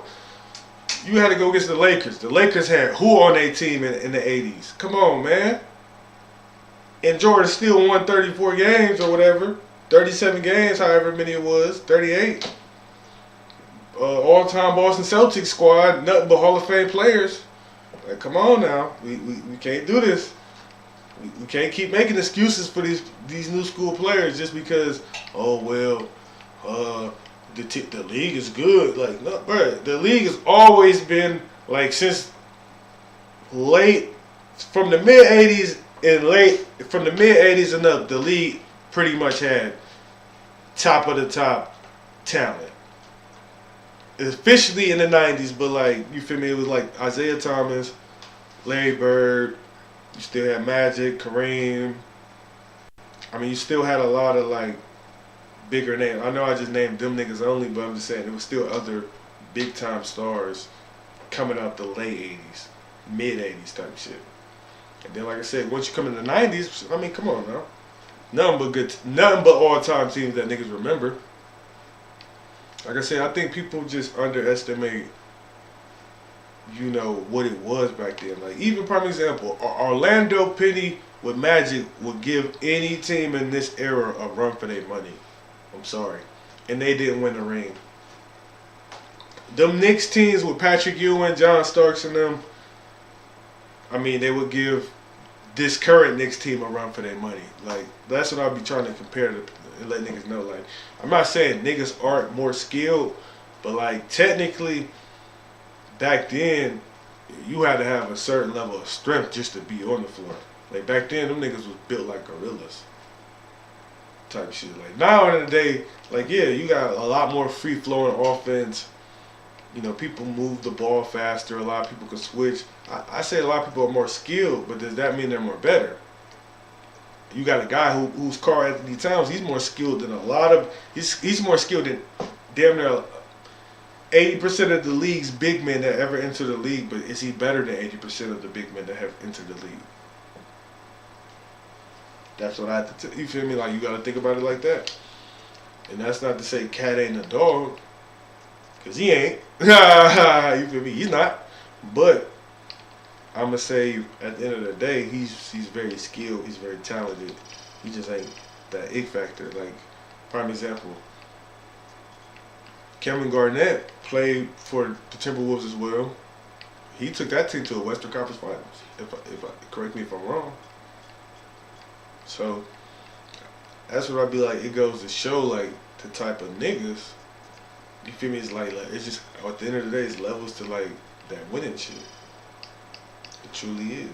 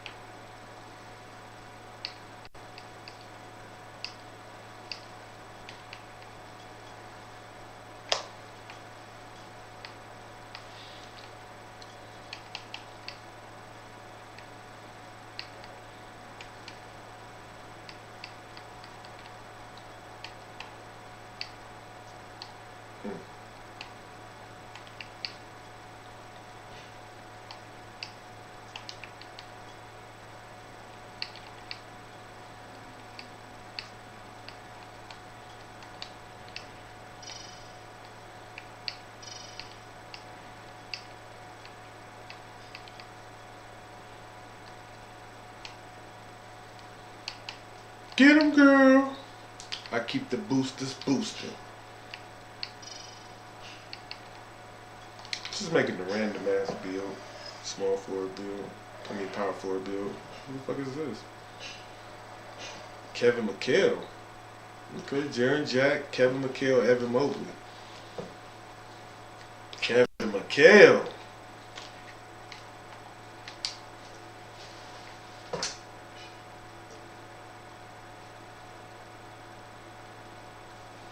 Like I said, me personally, I feel like if you make a defensive type big, make sure he's fast, make sure he got a little strength, make sure he's a little bouncy, make sure he can shoot so he's not just in the paint. You really don't need to dribble. I feel like if you're big, you really, like my Dirk build, he can dribble. I feel like because he's a dominant offensive build. This is the dominant defensive build, but he can still finish around the rim and shoot at a high level. Look, give me that. Pin that. Give me that. Give me that.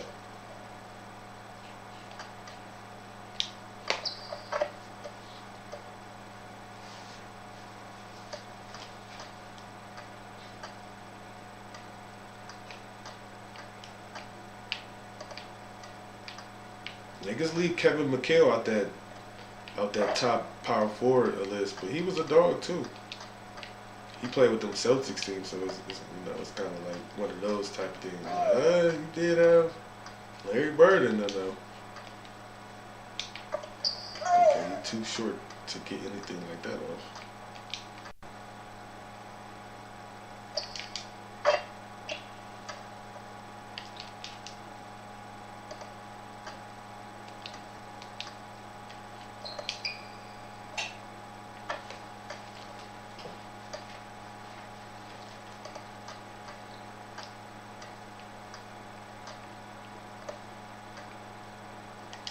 So honestly, this is a build that, like that one guy I was guarding, like, probably not gonna do too much ball handling type shit, but I mean, off the shooting alone,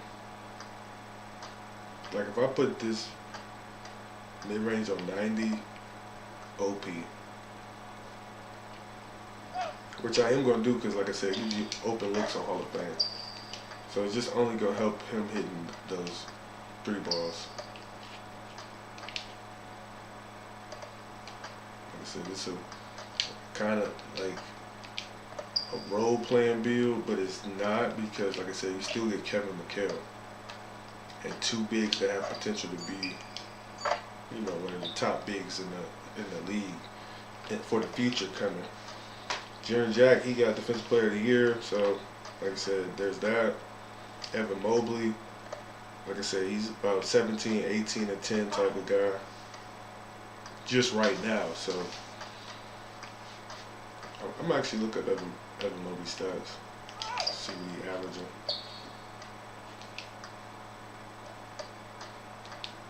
Somebody said, let me get in there and get a dunk. I ain't got a dunk yet.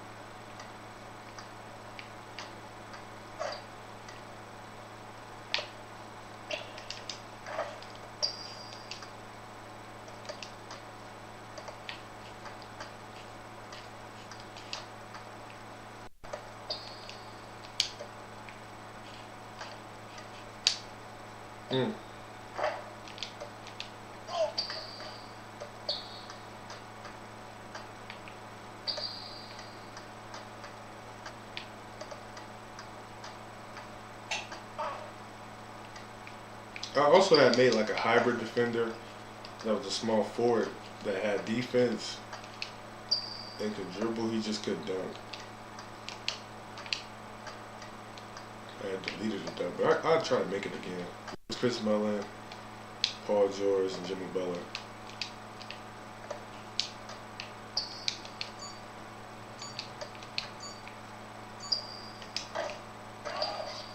I don't think he had no offensive rebound like that. That's why I fuck with this build, because the offensive rebound is high. I feel like that's like one of those cheat code kind of things, like the high steal, high block, high offensive rebound, shooting and finishing, kind of like tweener. Because 9 times out of 10, it's going to be a power forward or small forward when people make these kind of builds.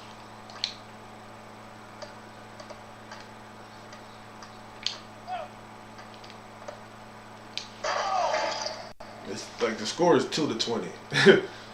We scraping these niggas. Ooh. They should let me block that bitch.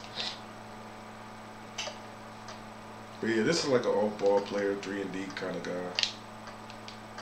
Someone space the floor, stop defenders, finish in the paint. And we just whooped these niggas 22-4.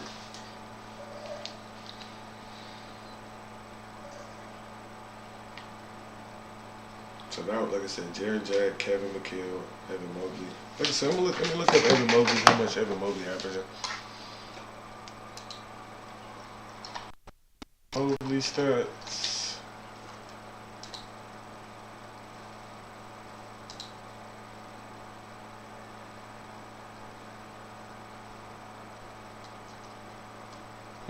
He averaging 16 and 10. Could be a little bit better, my boy. Could be a little bit better. We need to be at that 18 and 10. But he be injured. Let's see what Jaren Jack averaging. But nonetheless, Evan Mobley's still solid. You feel me? I ain't gonna knock. Like, this is a solid build.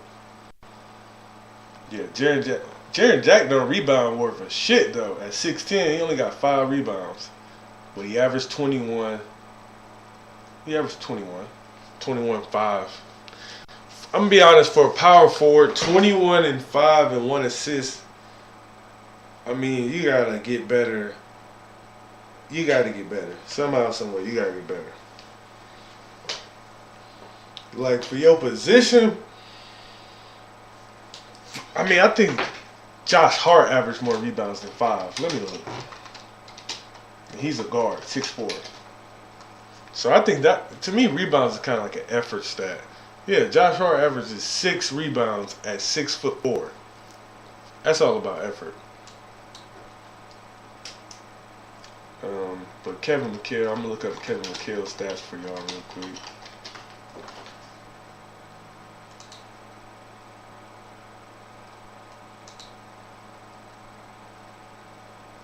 Okay, his actual average was only 17 for his career, which isn't bad because I mean most people. That's where most people averages kind of like end out on because the end of the years, the back end of their career. But his best season, he averaged 26 and 87, played 77 games, and it was even attempting a three every now and then. So yeah, around the 90s, he was starting to shoot the three a little bit more. Barely making that shit, but he was attempting that shit because he had a solid ass mid game. So I could see why he was attempting to shoot threes type shit.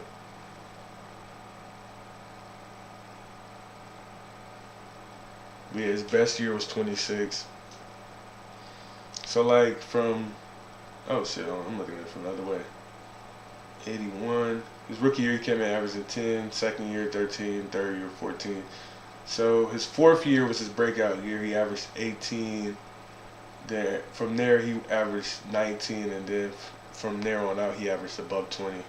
So for about 5 seasons, which was his prime years, I'll say, till 1990, he averaged 20 or better, and then 91 he averaged 18, which is probably like his last.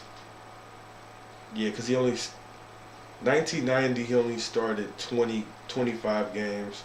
91 he only started 10 games, which is crazy because he still averaged 20 and 18. But then after that, 92 he got. I'm assuming he had an injury because he only played 56 games. I think he only started one game. He averaged 13. In his last career in the season, he averaged 10. But the last 2 years, 13 and 10. I mean, he's solid. His first 2 years, he averaged 10 and 13. His last 2 years, he averaged 10 and 13. So we all know about Kevin McHale. He got the rings type shit. He got the rings. But I fuck with this build because like I said, we just shutted them niggas out. I'm gonna delete this build. I'm also delete this. Because I'm going to buy some VC real soon. So I want to have my mind made up for exactly what build I'm going to drop the VC on. No different than what I did with my power forward. When I was ready to lock in with the power forward, it was like, okay. Kev honestly should have made a point guard so me and him could run with, you feel me, like that big. But Kev don't play. I mean, he be on, but like, he don't be on like all like. I'll be on the flight with this shit. And he was like 6'4".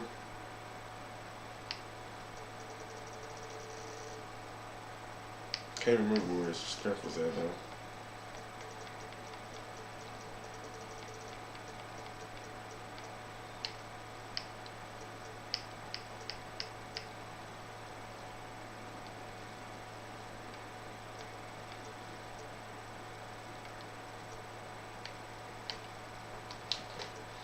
That look semi-familiar. The weight might be off, but we'll see. Cause I don't think I had that high of a strength. Because like I said, I wasn't a dunker, so. But I'm just doing little shit that I want.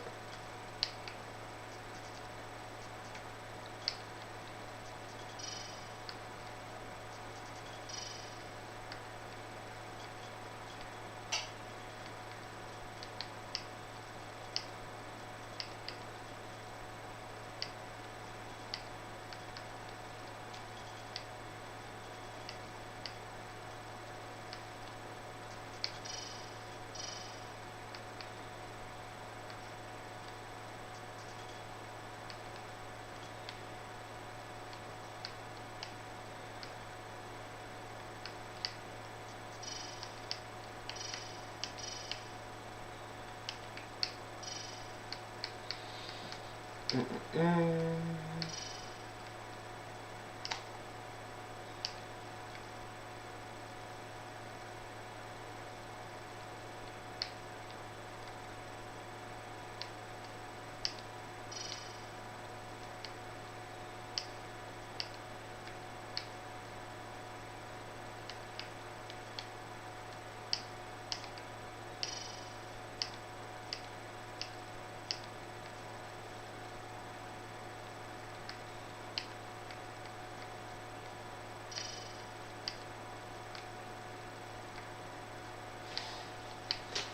Handles for days could have been on like 90 something, but I don't know. I don't really remember. So.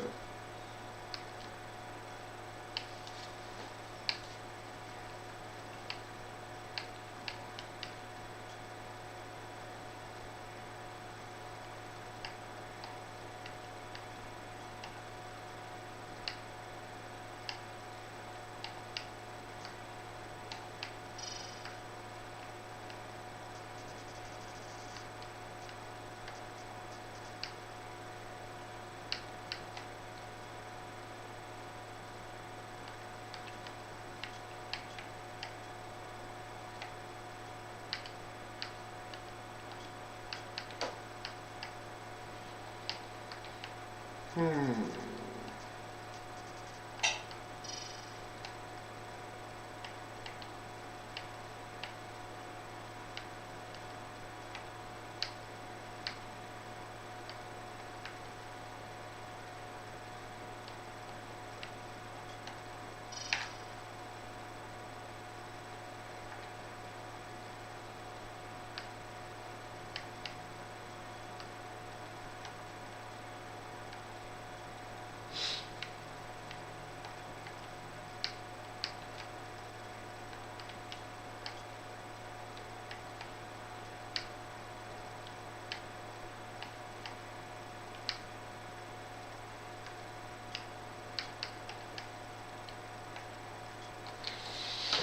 Let's see. This is not it, but they got the Paul George at the bottom.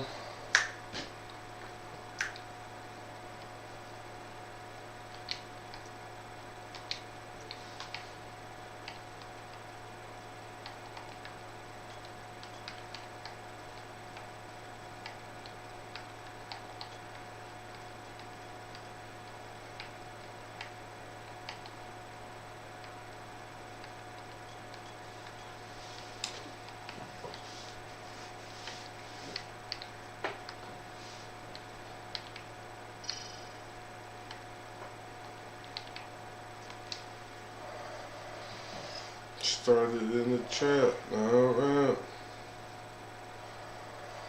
Nigga, Giannis had 35 on the Cavs. Let's see who played tonight. We've been on the stream for almost 2 hours. So I gotta say, well, for an hour and 55 minutes, but almost 2 hours. So I gotta say this. Like, comment, subscribe. Please. If you see this, share this. Let everybody know about this shit. You feel me? But like I said, if you locked in, tap in, clock in. Like I said, I'm just in the building right now, chilling. You know, trying to. Like I said, I'm about to buy some VC pretty soon, so I'm trying to make sure my build's looking right. You feel me? When I drop that VC on them, I don't want to be in the park looking goofy. Like, damn, I wish I would have put this up. Damn, I wish I would have did this. You feel me? I ain't trying to be like that. I'm trying to be on point. I'm a big stepper.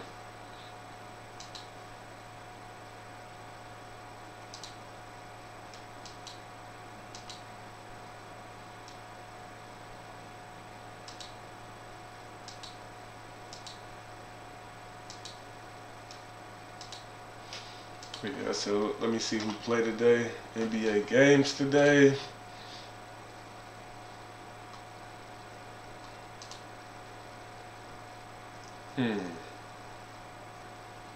Today the 25th. Jazz Warriors. I say the Jazz take that easily. 76ers Pacers. I take 76ers. Nuggets Knicks. Tough one, but Nuggets obviously. Celtics Heat. That's a personal one. But I got the Celtics on that one. They did. Ooh, Celtics did just get the Heat. Terry Rozier used to play for the Celtics. Might get the edge to the Heat. So I'm actually. I got Jazz, 76ers, Nuggets, Heat. Let me see where they playing at. Heat in Miami, yeah. Miami taking that one. Timberwolves versus Nets, Timberwolves. Warriors versus Kings.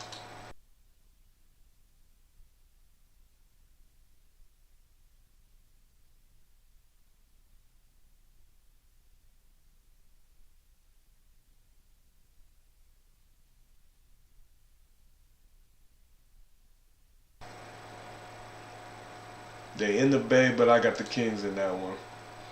Then Bulls versus Lakers, I got the Lakers.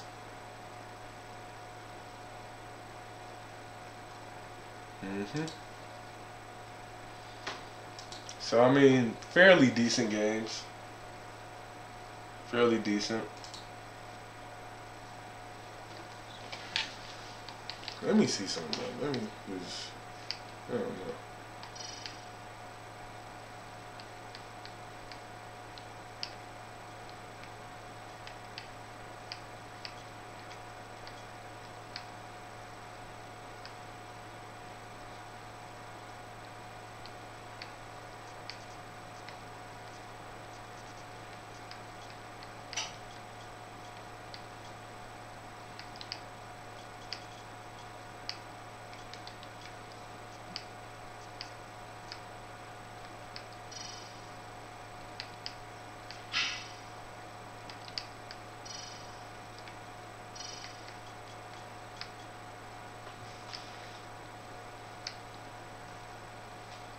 I got a drop from this flexing nigga. He from Tennessee.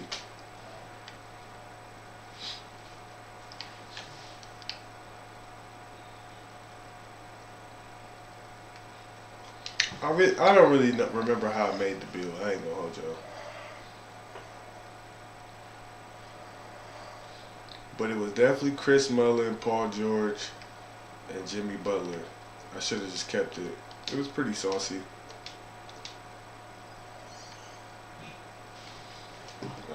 My phone dead. I can't even check to see if I took a picture of it.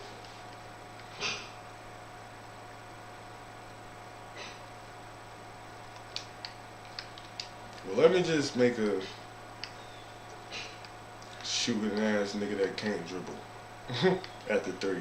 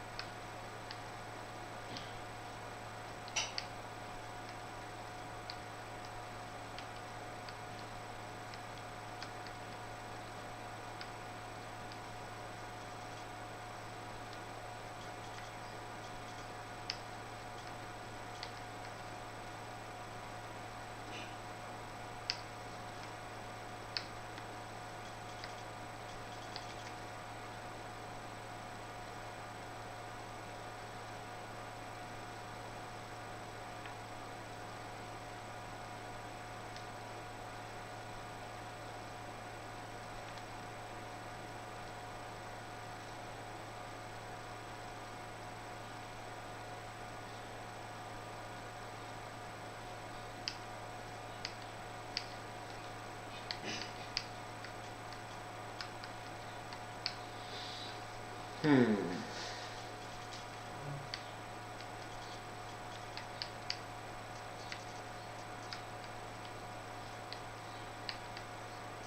I'm gonna just be a roamer with the small forward one since I'm 6'7".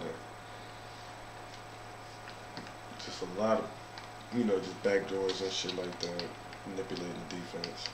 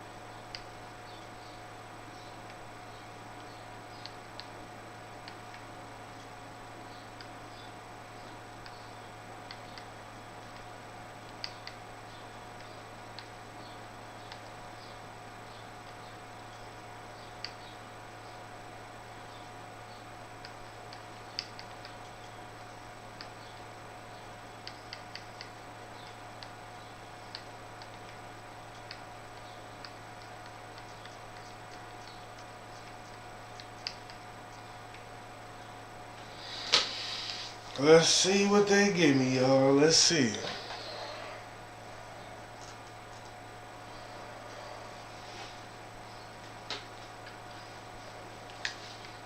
Shades of bum ass. Shades of hell no.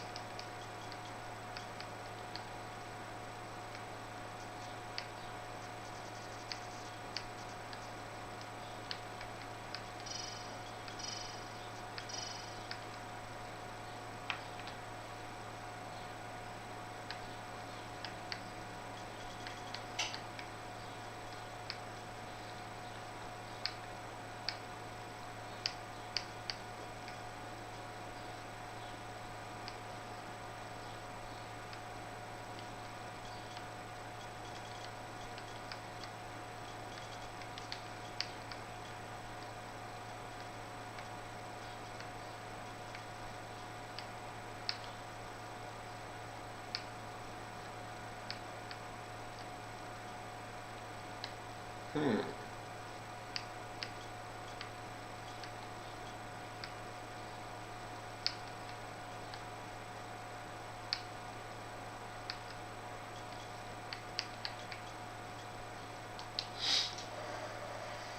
Shades of bum ass nigga.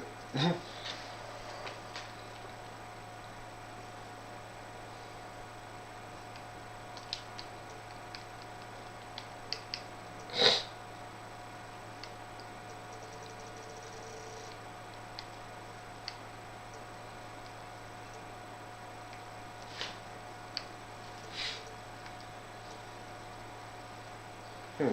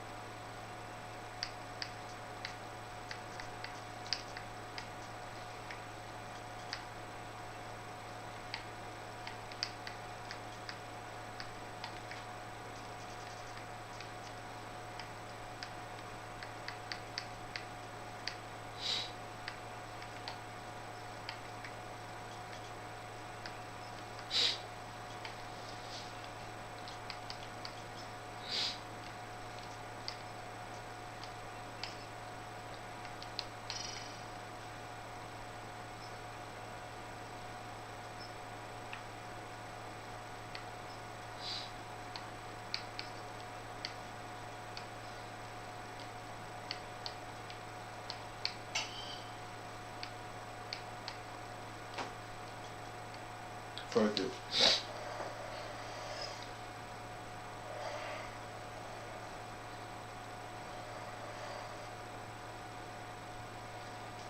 Decent build.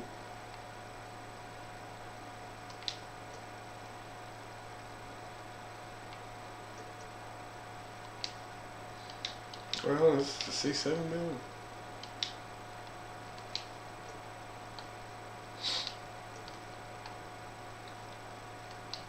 Yeah, maybe 6-7.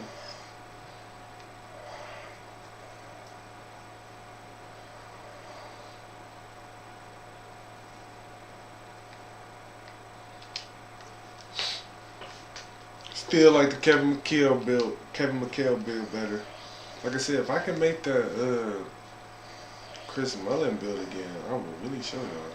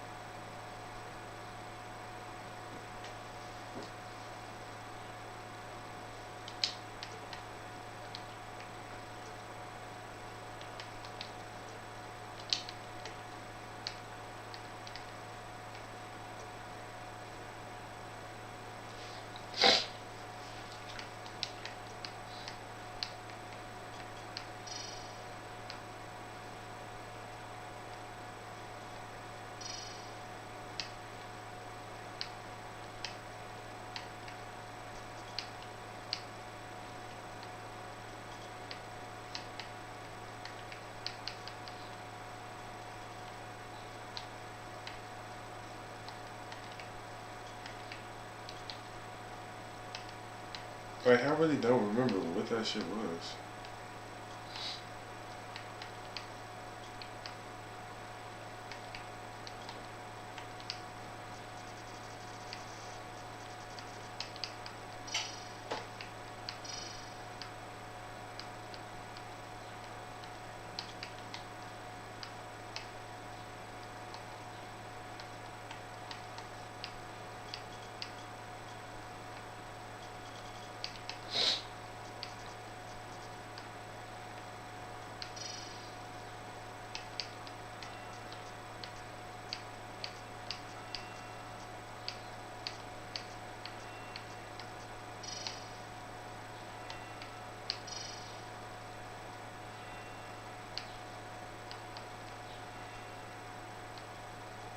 But I definitely know this is not it.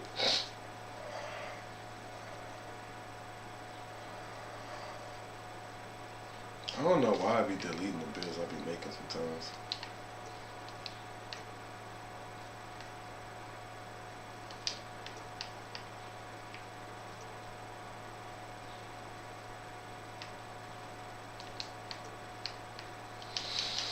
Anywho, I give up on that. Bill couldn't have been that great. I mean, it was fire. It was fire. But this bill right here, this bill right here, nigga. This bill right here, nigga. This bill right here, nigga, is gonna annoy the fuck out of nigga. I'm telling you. Well, yeah, I said I was gonna put the MIDI on 90. Hopefully that does not change. Oh, I can't put it on 90. Okay.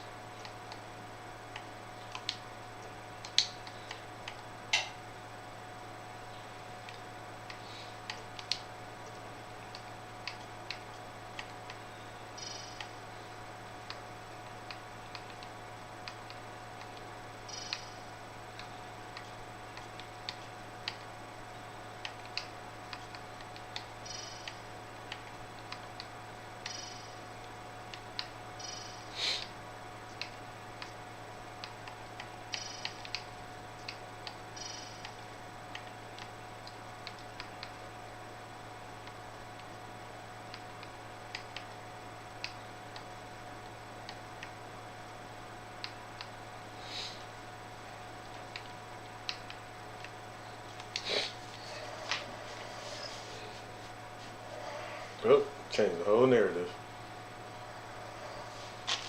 Derek Coleman was solid though.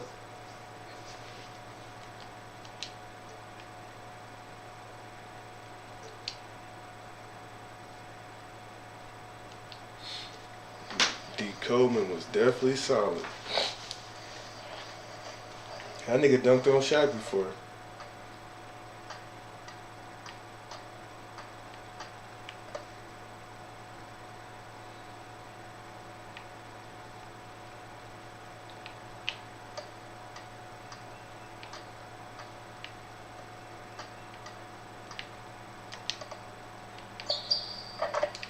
Yep, we going back to the other one. Yep. Nigga, like, that's all I be needing to see.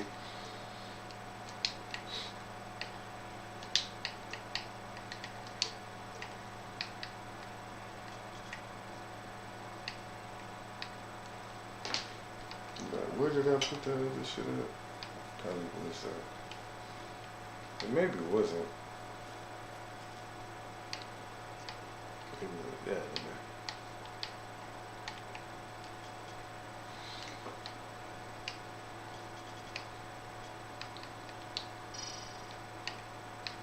it probably wasn't. It was probably just that free thing.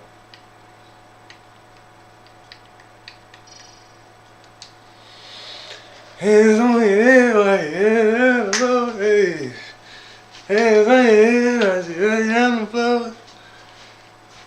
Hit him with that black, hit him with that black, hit him with that black, then you gonna be bad for some more. Y'all ain't from that era though. Hit him with that black, hit him with that black, hit him with that black. Niggas just be doing crazy ass dances back in the day. I ain't gonna hold. Let me put my phone on the charger. Niggas used to be doing the craziest dances. You don't want that black, you don't want that black, you don't want that black, you gonna be banging for some more. Now watch me work. That is Swag Surf. Swag Surf is definitely more iconic, but that is Swag Surf. I don't know. Them two dancing songs that niggas is just gonna get active to. Hit them with that flex, Swag Surf, it's a couple more. Back in the day, my Dougie used to go hard. My Dougie, I'm fresh. My Dougie, I'm fresh. Hey. Niggas hit the. Oh shit, I ain't even paying attention. That nigga sold.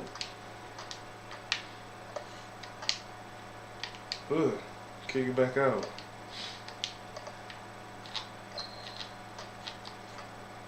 See, on 2K, somebody jumping after that.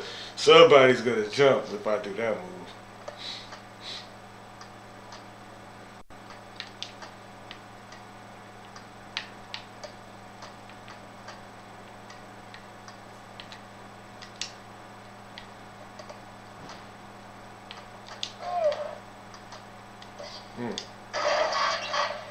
Must have had a low stamina.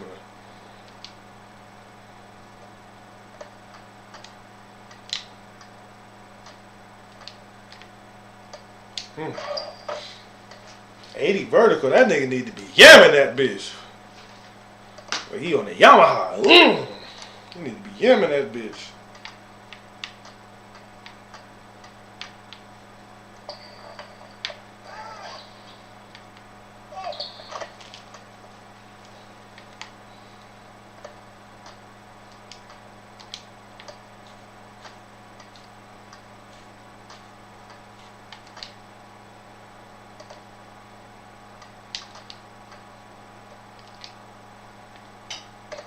I meant to give it back to Kyrie. I thought it was an A.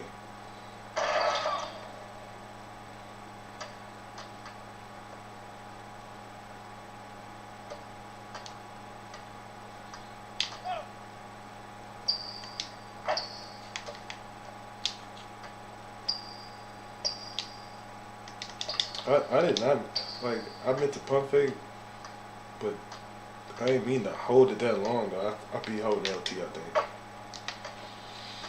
This bill's still fire though, cause last time I beat niggas 2 to 24 or some shit like that, or 2 to 22. I mean, like yeah, that's what I want to see. I want to see them dunks.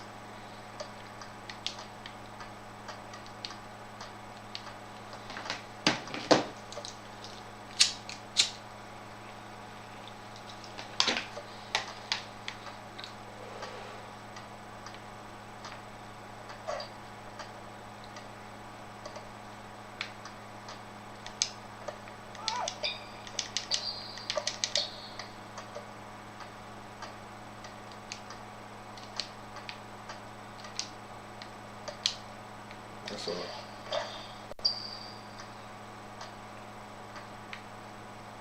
Calvin Miller Productions. Toot that thing up, mommy, make it roll. What you pop, lock, drop it for me, girl. We can, if your mama gave it to you, baby girl, let it show. If you pop, lock, drop it, baby girl, we can roll. Oh, pop, lock, and drop it. Another banger from them club scene eras. Like I said, Hurricane Chris, he was up there. Hey, baby, that's my song. Turn it up. You feel me? He had a Halle Berry, Miss Berry. She fine and oh, bad and oh. I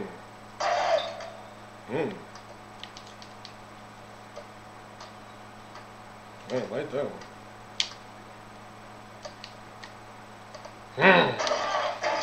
Hang on that rim, young fella. 6'9" power forward. Get busy with you.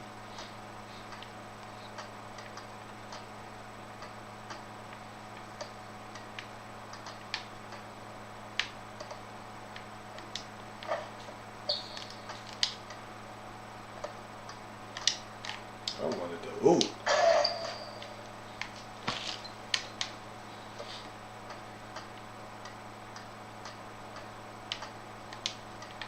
Halle Berry. Why the fuck you come over here like you about to help? Your man's the shooter, not mine.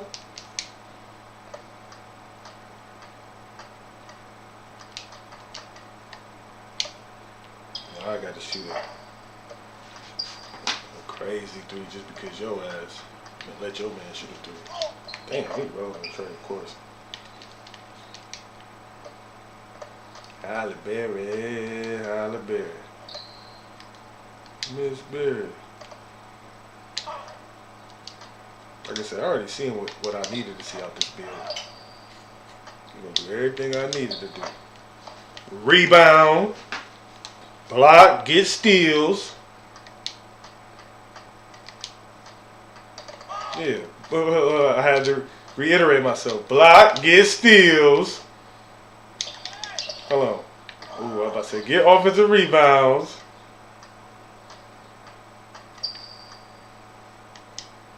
Ooh, good find. He got hit.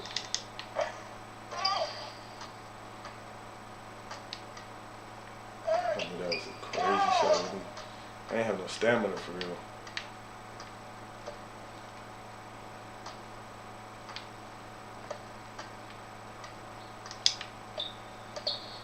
He might hit that one.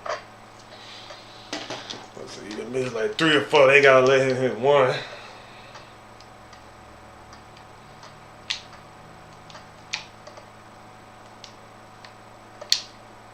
Let's go.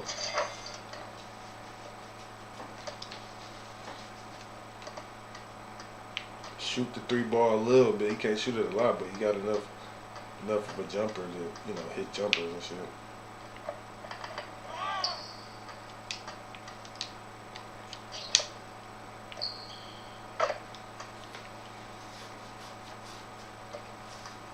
Can't even catch a shoot type of shooter though. Ooh, good fade. That's not in your bag.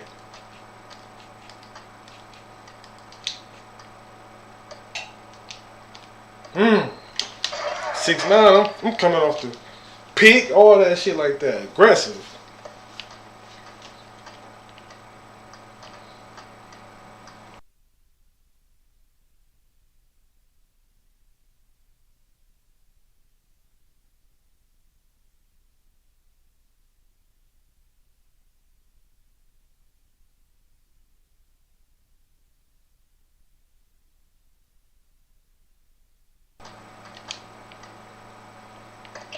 Oh, good steal. Ooh. Here I come. Ooh, I was coming to chase that bitch down. Yeah. I just let my friends do what they do. You feel me? I can still finish in the paint. Not a crazy dunker, but you feel me? Enough for him to get that 80 vertical. So the rise up on gold is aerial wizard gold, pogo stick silver. And if I wanted to put my block, what? Nah, it had to be 93. Chase down artists on gold. Or if I, oh, 92, nah. Steel on 81. You feel me? So like my nigga is in pockets. I don't even need it on. I don't even need this on that. But it don't make sense to put it on that if I can't get that bitch on 85. But this is solid build though. I ain't gonna hold the nigga.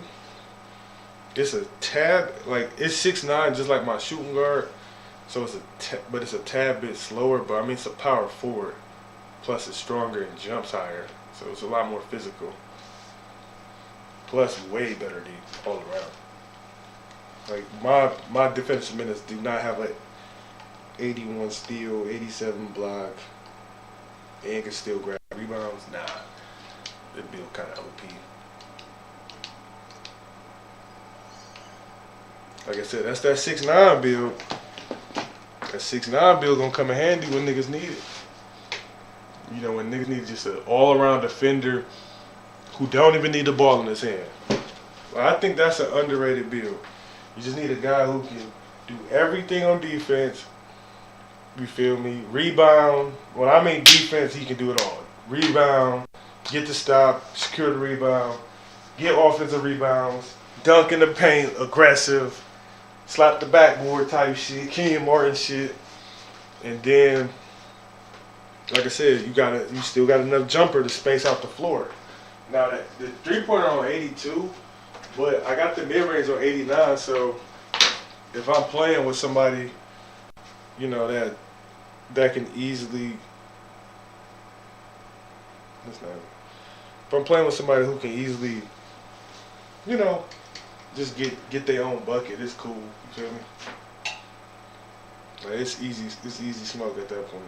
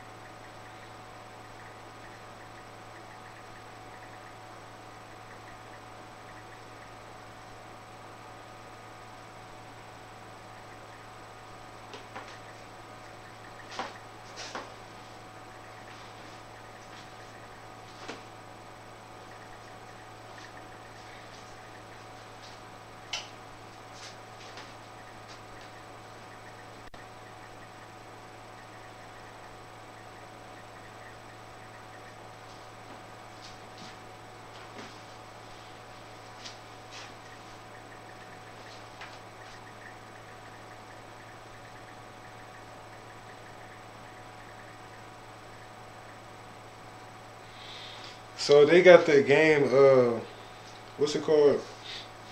Palworld. I think I'm gonna download it on my yeah, they Pokemon about to get in their pockets. But Palworld, basically, it's supposed to be like Fortnite, but with like Pokemon kind of like characters. And basically, what is going on is Pokemon is now investigating them. Because Palworld basically is popular as shit. You know, so basically from that being said,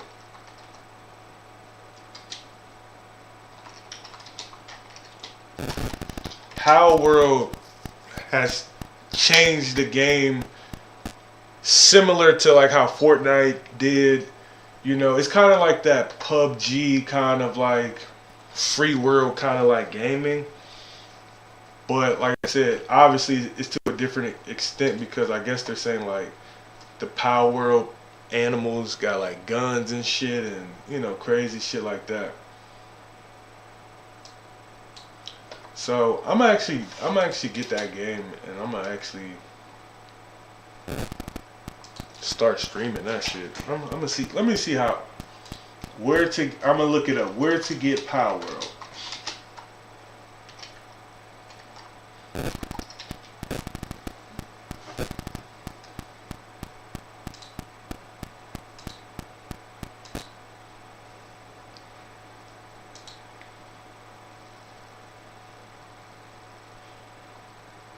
They even got the Power World gaming PCs. Wow, this shit crazy. I wish I could show y'all this. Well, actually, I guess I can with my webcam. Hold on. So if you look, can't get enough Pokemon with guns. These new Power World gaming PCs are adorable. Like Power World is taking over. It's the biggest thing out, and I had to show y'all that. So, because like I said, they already got computers and shit for this shit already. This shit is about to be like a Gears of War kind of like, not Gears of War, World of Warcraft. I'm sorry, y'all.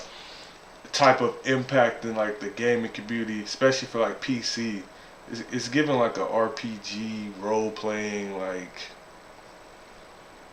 you know, like Kingdom Hearts type of vibe. Like maybe not like Kingdom Hearts, but like because it seems like a lot more free world play. But like you know those kind of upper echelon of gaming that people love and shit. But definitely that free world aspect where you're just on a hunt, on a quest, constantly just looking for shit, upgrading, finding new people.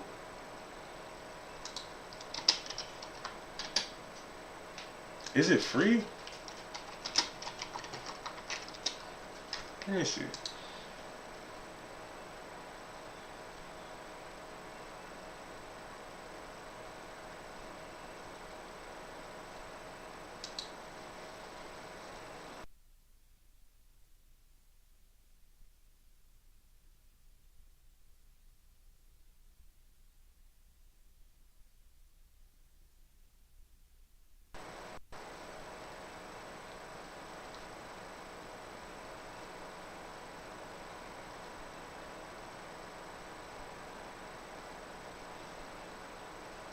Sold over 5 million copies in just one weekend. Palworld has broken 1.5 million concurrent players, which means it trails just two games in Steam history, Counter-Strike 2 and PUBG. So PUBG is actually like a groundbreaking gaming. So it's probably PUBG actually might be bigger than Fortnite was, but Fortnite changed the game though.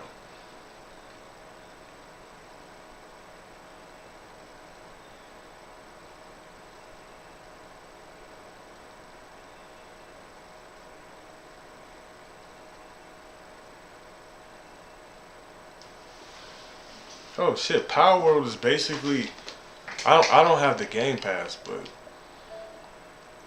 I'm a I'm a I'm gonna have to invest in playing Palworld.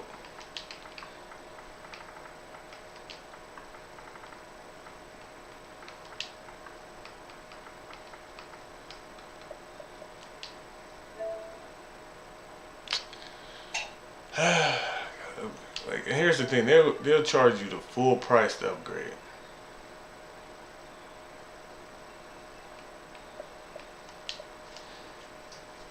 Damn.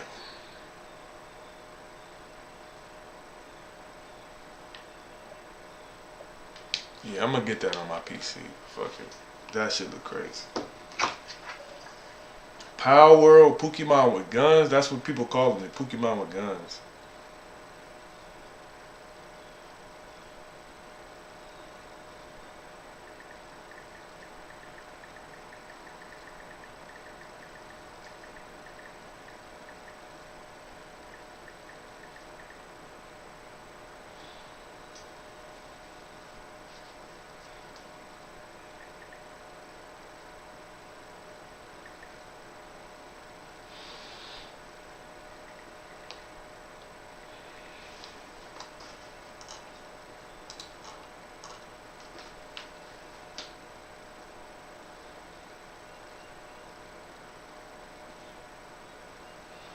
Yeah, the numbers that shit is doing is kind of astronomical. I ain't gonna fake.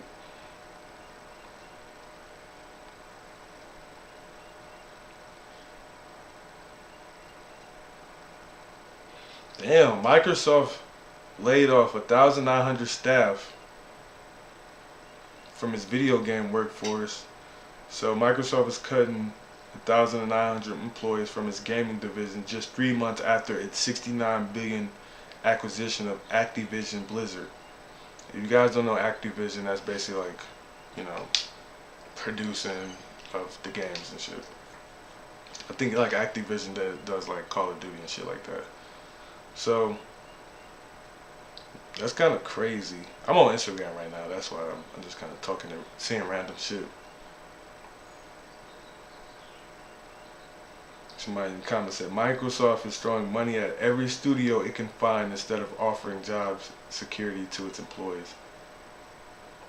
No, yeah, I hope they do find employment soon, because that's a crazy layoff. Somebody said every game just got delayed 6 months. That's crazy.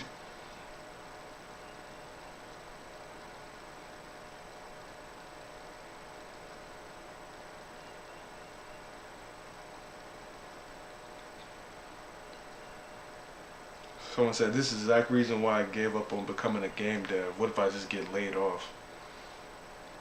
True. But still follow your dreams if that's what you want to do type shit. You feel me? You can't let that shit stop you, boo. That is crazy.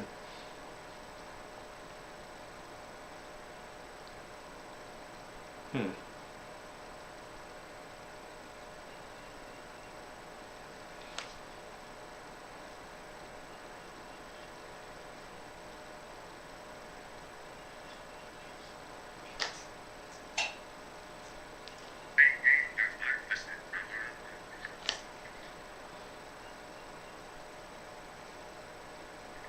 Game with One Piece, Dragon. I think I remember this game. My friend was telling me about this game. Jump Force?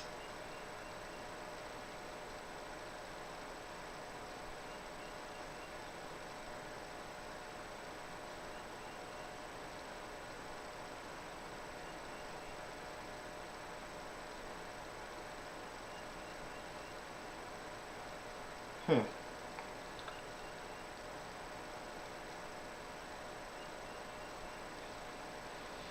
Let me see Jump Force characters. My bad, y'all. We just talking about gaming and shit. I remember that being in the Game Pass though.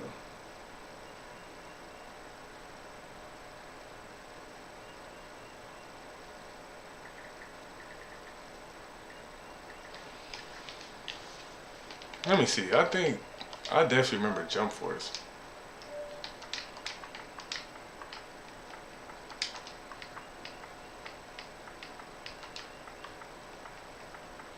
Hmm.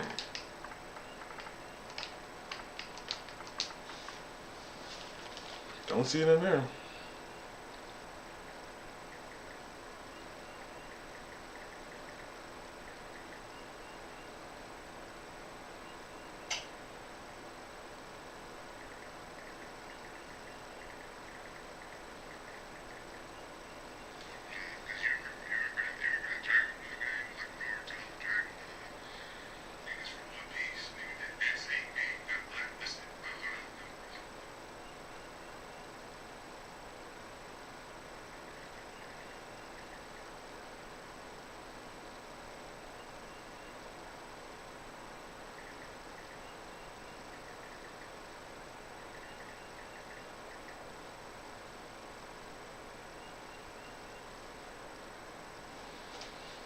Hmm.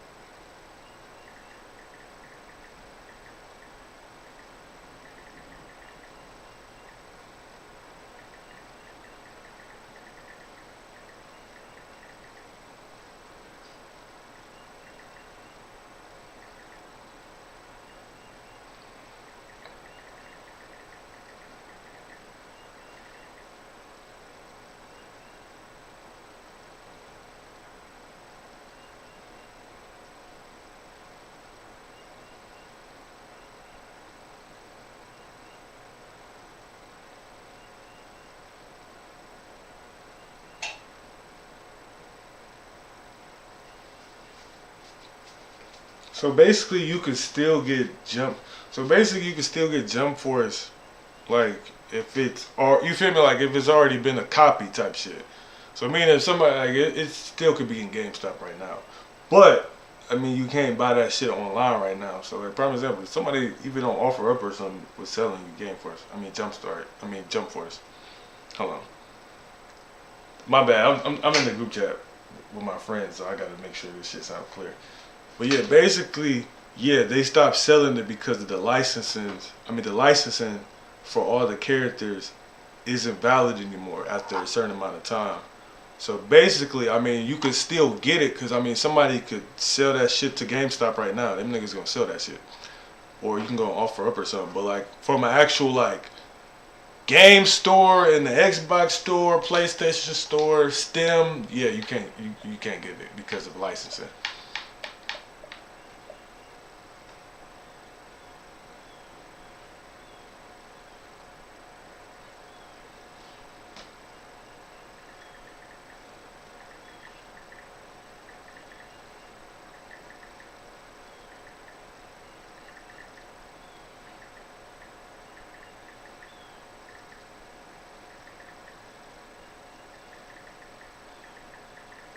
But Palworld, because he tried to say Jump Force or Jump Start, Jump Force, the video game Jump Force with Naruto, Dragon Ball Z characters, all the anime characters basically, or manga characters. So Palworld could get blacklisted though because it's not like it's exact Pokemon. It's not exact Pokemon characters. It's it's like they're replicas.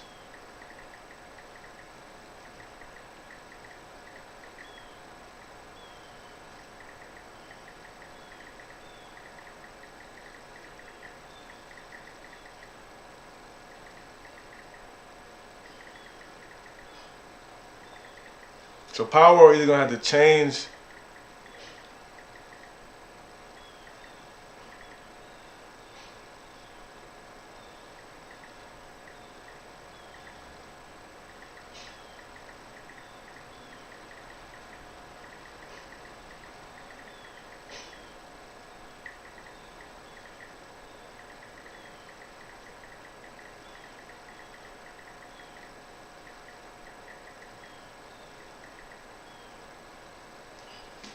I mean, cause like I said, so I just said to the group, I'm like, Palworld either gonna have to change their aesthetic of the, you know, Pokemon related characters, or they're gonna have to cut a big ass bag to Pokemon and give up some rights. You feel me? So basically, you're gonna have to give up some ownership, and I mean, honestly, you would probably have to give up a lot of ownership. Now, granted, the easier thing would probably be to just change your characters up a little bit. I mean, they do look exactly like Pokemon. Pokemon has a valid argument. I'm not gonna hold them. They have a valid argument. But I mean, if I'm Palworld, push come to shove, I mean they could get sued. So I mean it probably would be best to let it rock until it gets to a breaking point. But I mean if it was me, I probably wouldn't give up my rights for my video game that's doing these crazy astronomical numbers. I would just change up my characters. Like, you know, be a little bit more original, I guess. Because at the end of the day, that's all they're probably complaining about. And that they can complain about.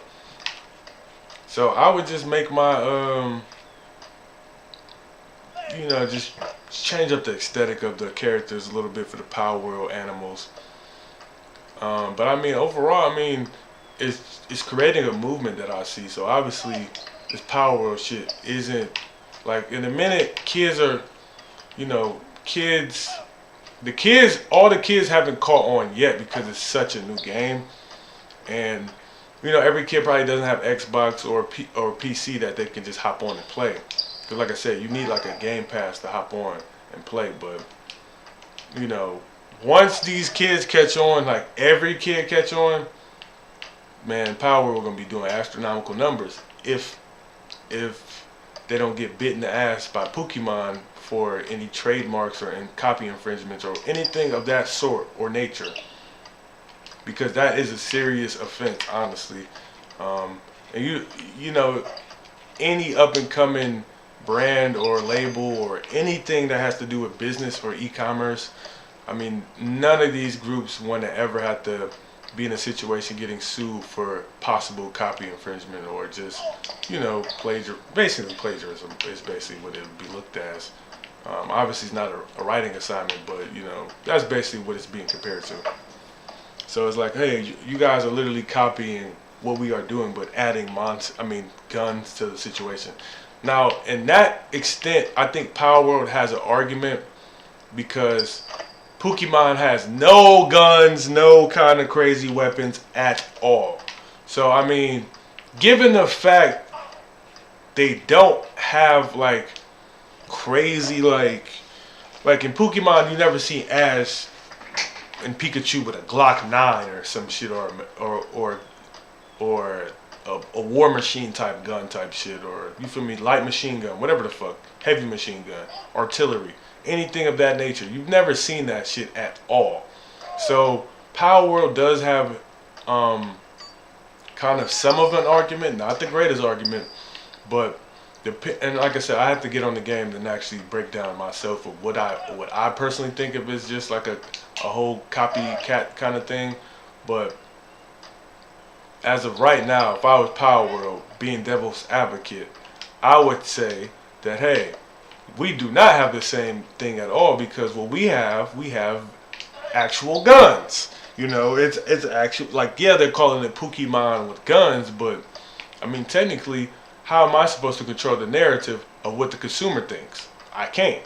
I mean, I could have my own, like, I've named it Power World, and even though I named it Power World, people are still gonna call it Pokemon with guns. What's this game with Pokemon with guns? Because that's exactly what your parents are gonna say. Like, when kids ask their parents for this game, their mom's gonna be like, what do you mean you want a Pokemon game with guns?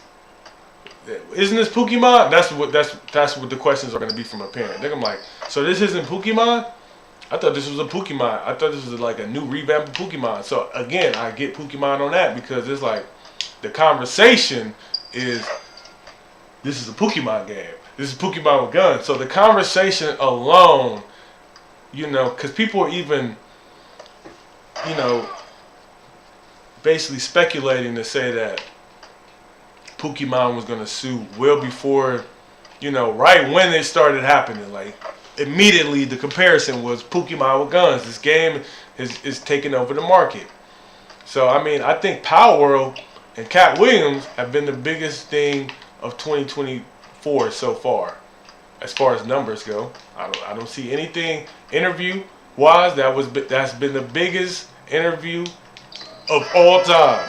Power World might have single-handedly become one of the biggest video games to enter just the galaxy in such a short time, with no kind of hype, no kind of movement, no kind of, like, there was no rollout. Niggas did not know about Power World 5 weeks ago, 2-3 months ago. Niggas was not on online chats or on the forums talking about, oh yeah, watch out for this new game Power World, it's gonna knock your nobody was out here saying that shit. And if they was up on game that millions of people, billions of people probably didn't even know on.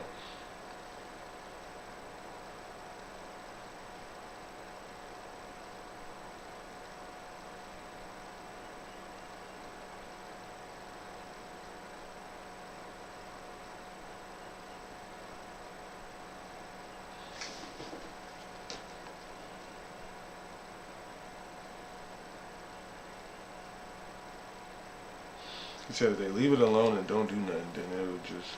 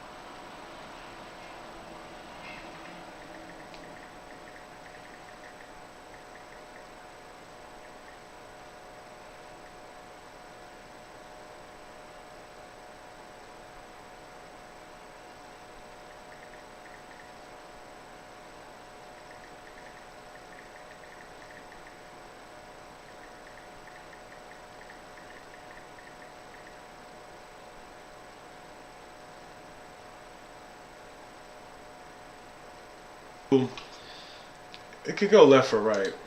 Like I said, it could possibly get taken off of Xbox Game Pass and all that shit. Because like I said, this is all new.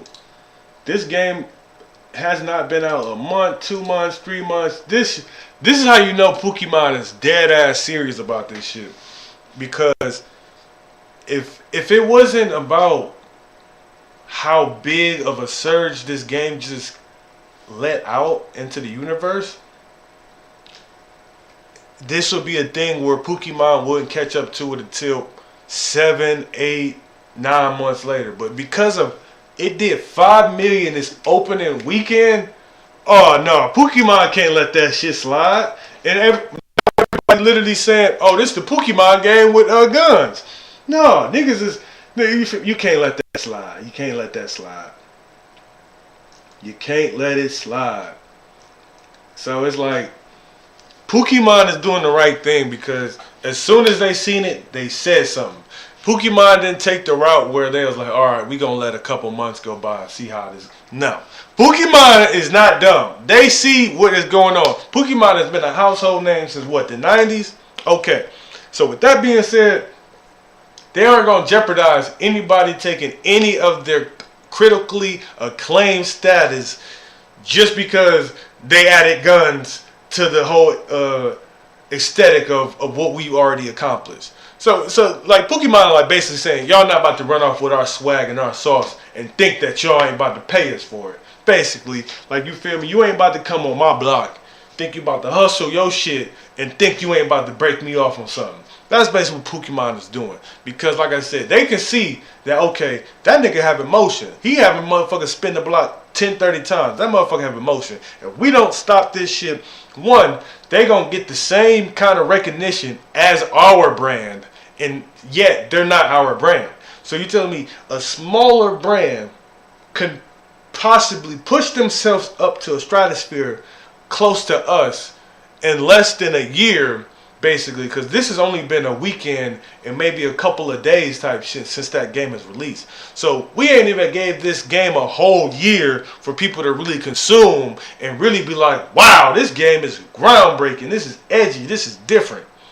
So Pokemon made the right move by just coming out and saying, hey, they said something. So let alone just saying something, let you know, all right, we see where this is going to head. Now, Palworld, like I said, they have in all of their moments within the next 24 hours to make a wise decision to either be like, hey, we're either going to keep it pushing the way it is. If it ain't broke, don't fix it. Or, hey, we're going to change it up because we don't even want to risk jeopardizing what we've already built up from the ground up. Unless, we don't want one viral weekend destroy what we've been trying to work on for however many months or years just to create this moment. So, I mean, I really hope the Palworld situations goes in favor of the Palworld creator because, I'm just in favor of if this is David and Goliath, I'm just going to take the little man in this situation. That's who I'm a root for. But nonetheless, like I said, Pokemon has every right and every reason to want to voice their opinion and let people know that, hey, we're going to investigate this shit because this shit ain't about to fly. If y'all think y'all about to just come in overnight and just take everything that we built and, I'm not saying Palworld even did that, but I'm just saying that's how it comes from a perception if I'm Pokemon. It's like, hey, even if you guys aren't trying to do this intentionally, we gonna let it be known and set the motion that, hey, we are the real, hey, all that other Pokemon with gun shit, y'all gonna have to alleviate exactly how y'all separate us. Y'all gonna have to separate us dotted line across the page. Y'all gotta separate us. Get the scissors, cut through the middle of the page. Cause we ain't about to get associated with Pokemon with guns and we the real deal Holyfields of this shit. Y'all Palworld. So I'm gonna need y'all to get y'all all consumers to get under that wave and call that shit Palworld. Cause if you call that shit Pokemon with guns in a minute, if you keep saying that shit too much, we might get to suing. So y'all need to change the whole stigma around y'all game. Cause there's no way in hell y'all should be being claimed as Pokemon with guns. Y'all niggas need to just be the animals with guns. You feel me? Animals with guns. Y'all need the motherfucking Pokemon. Pokemon really get their hands on this shit. Pokemon might have these motherfucking Palworld niggas playing with cheetahs and giraffes and shit. Zoo animals and shit. You feel me? Maybe with a little custom and edits and shit like that. But you're going to be playing with your chia pets and shit. You know, Pokemon ain't playing around because, like I said, it's only been, it ain't even been 2 weeks and Pokemon made a statement. Nike done seen, what's my one dude? The Kai kicks and shit. Nike done watch that nigga make kicks about 2-3 years or whatever. They ain't sue that nigga until however many years later. Same one when Nike sued, they sued somebody else. They sued Bape for the shoes that they did with the forces and like the forces and shit. Sued Bape. So I'm just saying, like, Nike waited for a while for that shit to happen because that shoe had already been out for a while. The Bape shoe that I'm talking about is a Bapester. But yeah, like Pokemon wasn't about to, like, and that lets you know like how much of an impact a product made in the market. Palworld made, because Pokemon, I'm not saying Pokemon has gaming games, but they haven't been like at that elite level in a long time. Palworld basically shitted on every Pokemon game in just a weekend. Basically. And that's no disrespect to like Pokemon Silver and all that shit, Sapphire, you know, all that shit. Cause niggas, when we was a kid, had that Game Boy Advance, Game Boy SP, man, you wanted to play that shit. The music on the soundtrack was mesmerizing. It just like from the time you go in the hospital and it's like down, down, down, down, down, like little shit like that.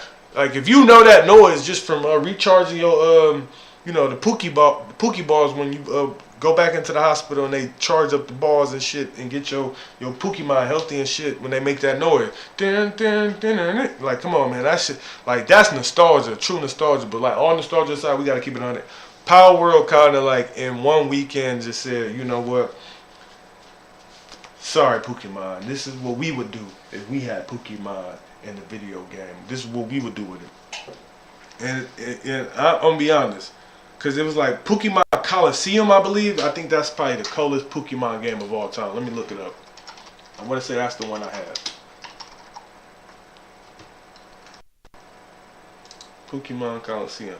Yeah, Pokemon Coliseum was like the coldest because it was like a 3D role-playing, third-person perspective kind of video game. So, like I said, you actually got to roam. It had a free world kind of aspect. It was no longer like that Game Boy Advance, Game Boy SP kind of like shit, just Game Boy where you just walk around.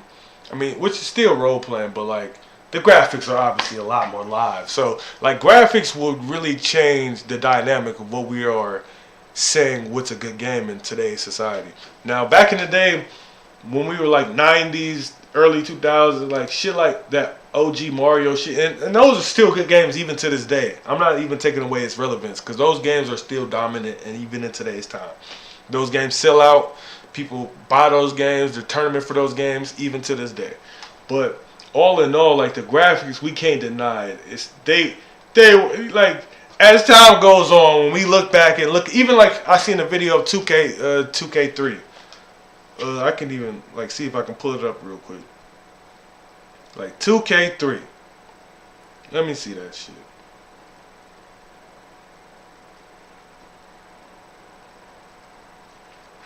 I'm gonna show y'all. Graphics on 2K3. Or yeah, 2K3 with Allen Iverson on the cover, I believe. Come on, man. Like and that shit at the time when it came out, that shit was crazy. 2K3, 2K4, 2K5, 2K6, 2K7, 2K8, 2K9, 2K10, 2K11, 2K12, 2K13. You know, for so on. So these are games that came out 10, 15 years ago. We loved them when it came out, but we always got to keep it 100. When that shit in this day and age, could you still play it? Of course. Of course. Would it be better than playing 2K24? As much as people try to knock and say, oh, 2K needs to do this better, they need to do that better, I don't like this, they need to bring this back. As much as the 2K community tries to knock 2K for what they do, I wouldn't go back to playing 2K8. You feel me? I wouldn't. I wouldn't. Now, are there some game modes from those older 2Ks that they should bring back in my honest opinion? Yes, because I think it carried a different kind of nostalgia. I feel like it opened up a little bit different maps. Like, if they added every single gameplay, because it was like a 24/7 mode on there. It was just crazy different modes. Which 24/7 mode was like my career before my career, but talking about 2K in those early heydays, it's really like, why not add the same kind of template that we have right now with my career, but add, like I said, bring 24/7 mode back. Like, bring a mode where, okay, you just feature nothing but street ball kind of like career grind, if that makes sense. Like, let 24/7 mode be the same. Let 24/7 mode be a mode where you get the same builds. If you made a point guard 6'8", do this attributes, okay, you can cross that over to 24/7 mode, like as like a 2K flashback. You can make it 2K flashback games. And then put the 24/7 mode. That's its own separate. It's not even my part. Like 24/7 mode. That's gonna be like a mode where, it's like a career, but it's street ball now. So like, how you play computer 5v5. Let this shit be like on some NBA ballers type shit. I ain't saying like make the crazy alley oops and shit where niggas get game breakers. I'm not saying that because that's still in sauce. But 24/7 mode, it should be like a career mode. No different than how it was back then, where it's nothing but like, a storyline for the street ball shit. I feel like, because they have tried to do it in these previous 2Ks and ads, but they need to separate it because it's two different things. I get it because you have my part. It makes sense to try to do it like that. But in all aspect of actually separating, I feel like it should be two different modes. My career can still have its own my park and shit like that. It should still. But 24/7 mode, like even when you go on my park on that shit, it should have way different rules. Like it should be, like I said, it used to be like trick games that you had to play. So like I feel like when you go on 24/7 mode, it should be like certain modes where like if you hit your controls are reversed. So if you hit LT's RT, like they should bring that shit back. It would bring back actually having to win games. It actually bring it challenging. Like I said, because I remember that shit. Like man, there used to be this one mode, man. Like I said, it used to be reverse controls. It used to be this game mode, reverse controls, and like going forward was you had to go backwards to go forward. To go forward, to go backwards, you had to go forward on your analog stick. It was like all the controls were reversed. Like if you had to shoot with X, I think it was like B or some shit.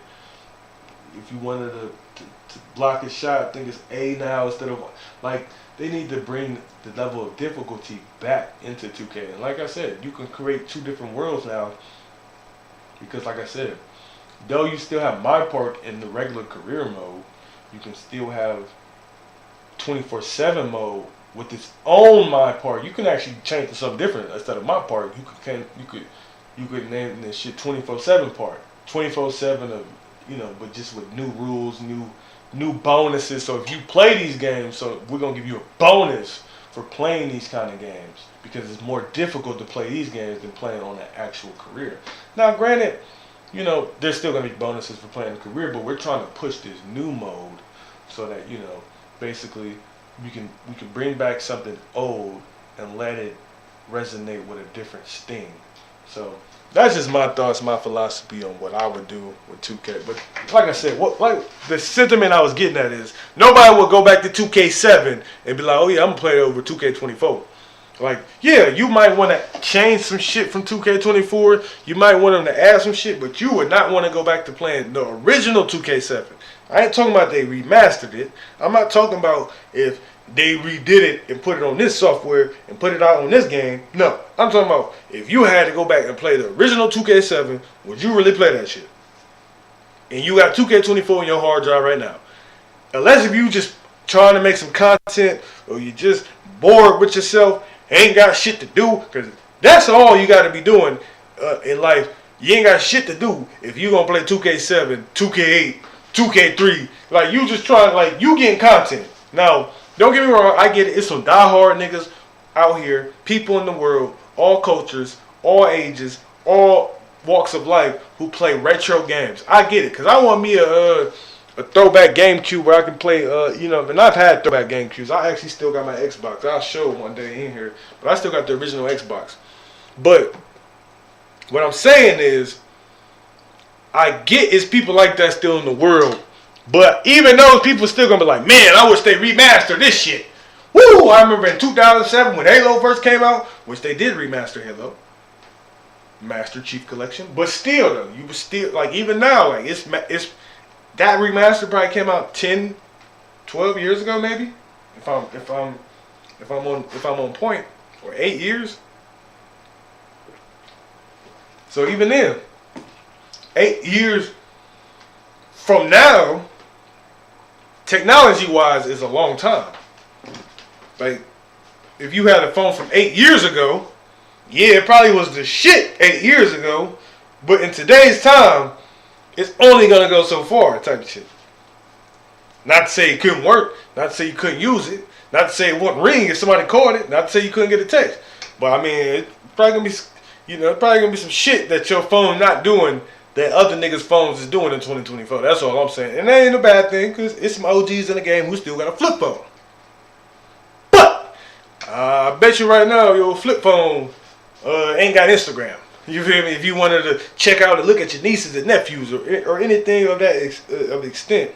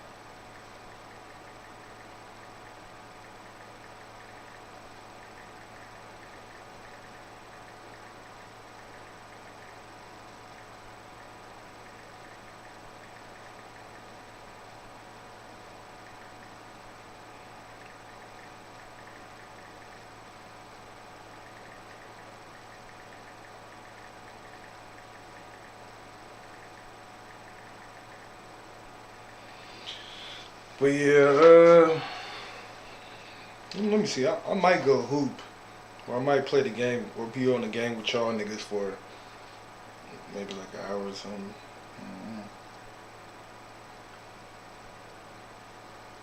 Cause I'm not about to go. If I go to the gym, I'm going to go hoop. I ain't about to go actually lift no weights or no shit like that. You feel me?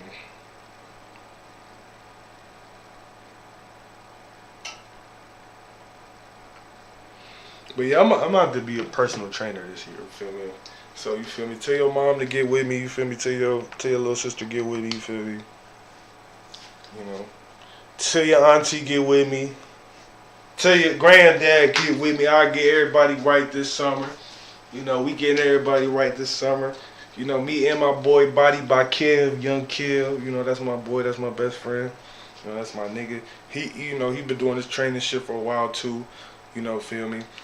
You know, so, I'm about to come and kill the game myself too. You know, I've been managing gyms type shit, and I've been like kind of like a gym rat my whole life.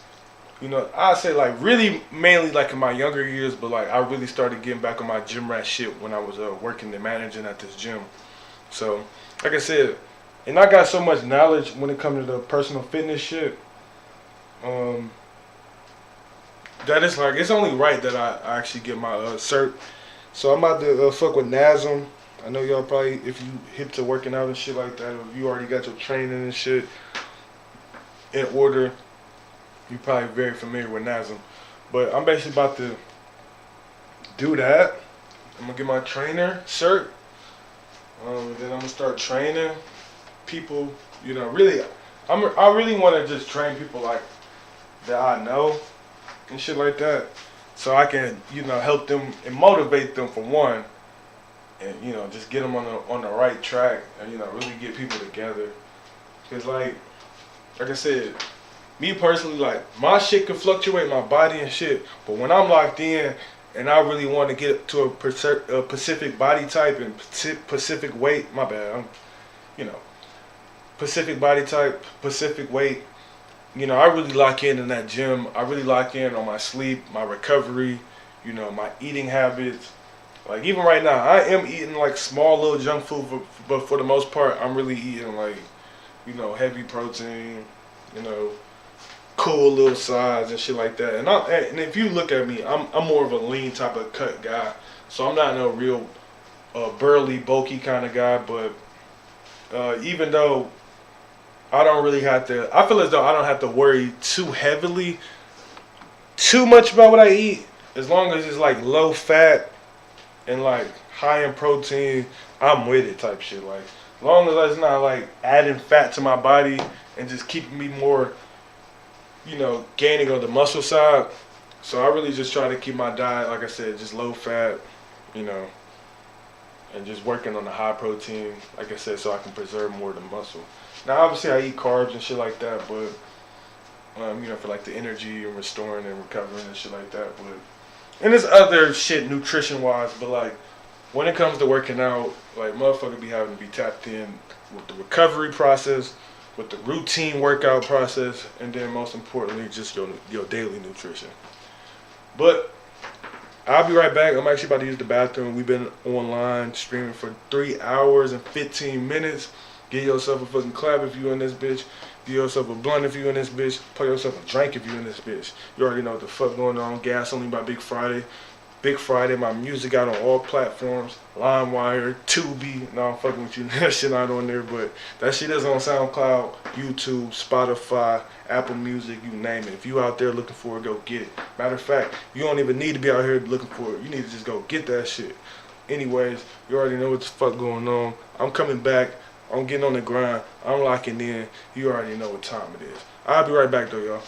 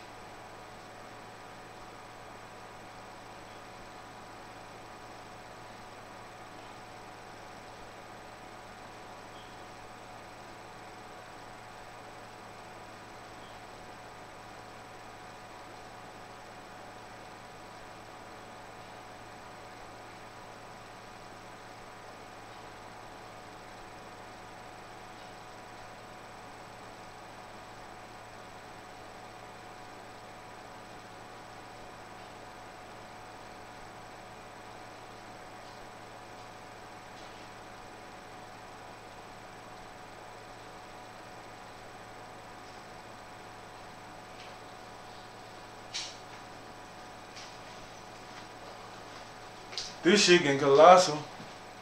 This shit getting colossal. I fell in love with that kickstand.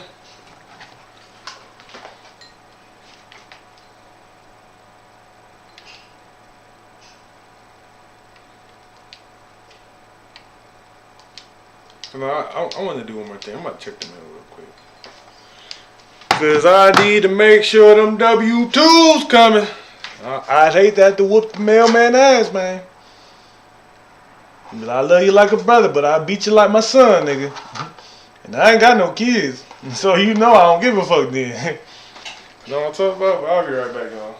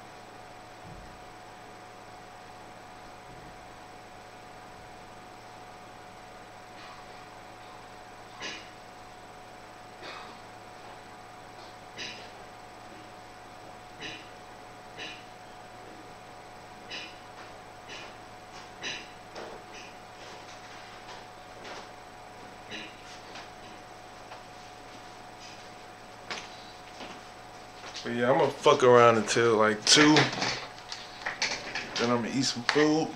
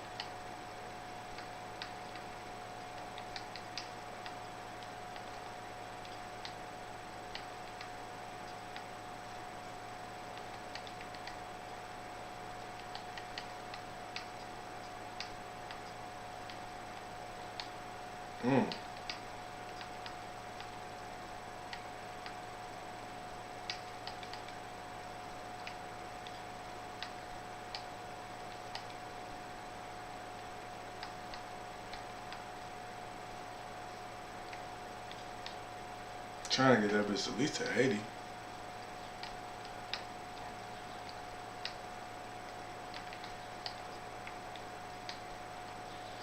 Like I said, I'm just messing around with bills before I drop some change on that shit. You know what I'm talking about?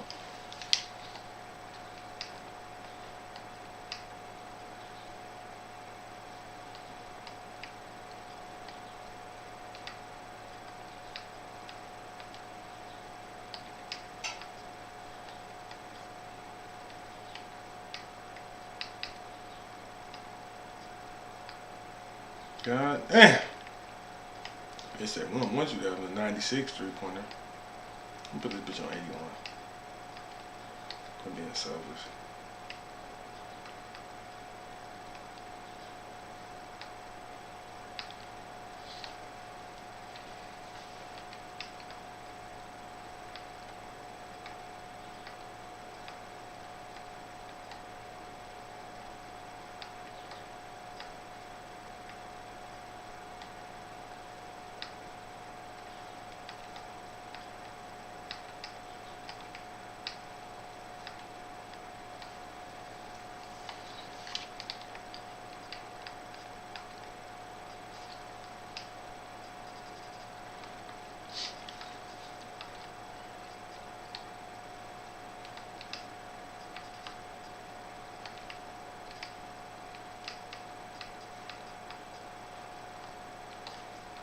Put that bitch up.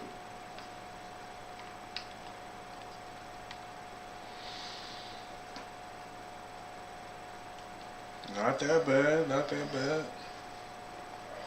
Oh, but I'm not rocking with the Kurt. Give me anybody but Kurt.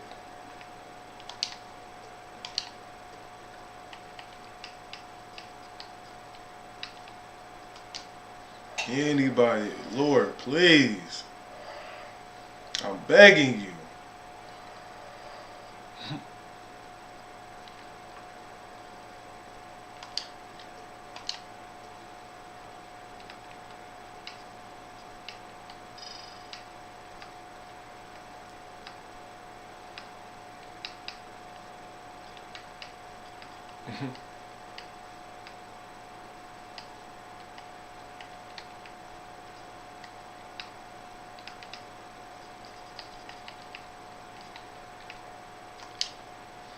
Please, Lord. Oh, fuck. Get rid of Kirk Heinrich. Why are y'all doing me like this?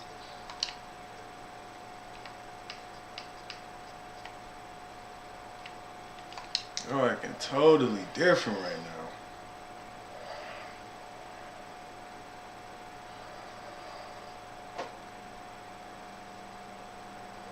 I'm not entertained by this shit. What the fuck? I don't give a fuck that nigga got a gold emblem, but I don't give a fuck he got a gold watch. Nigga, what the fuck is he about to do?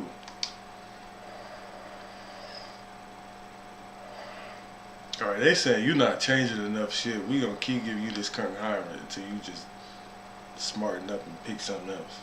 Okay.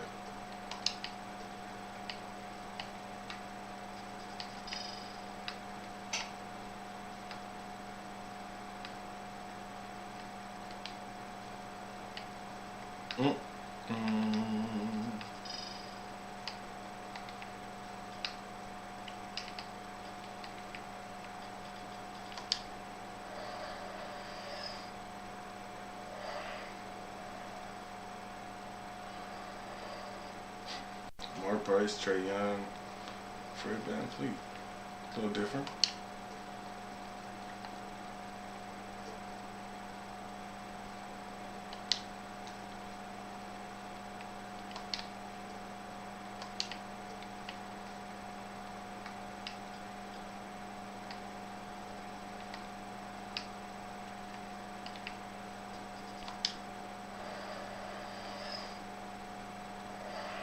Just that quick.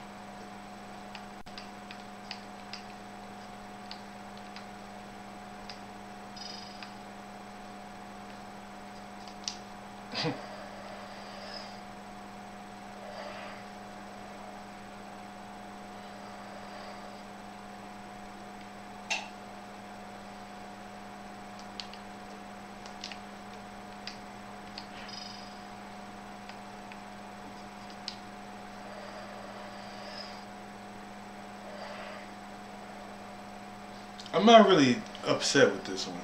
This one's actually pretty solid.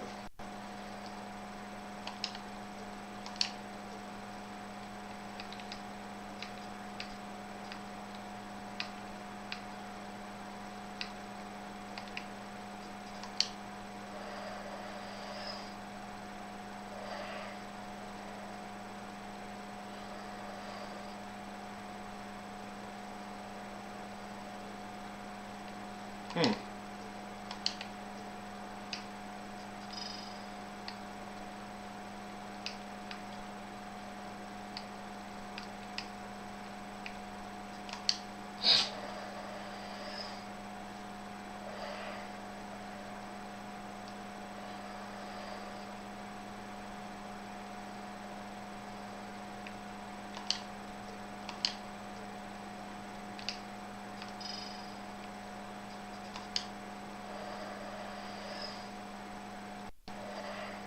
This is just crazy how you can just change little shit.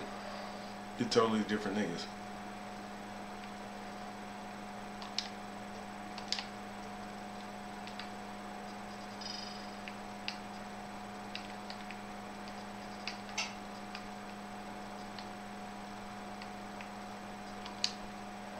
Hmm.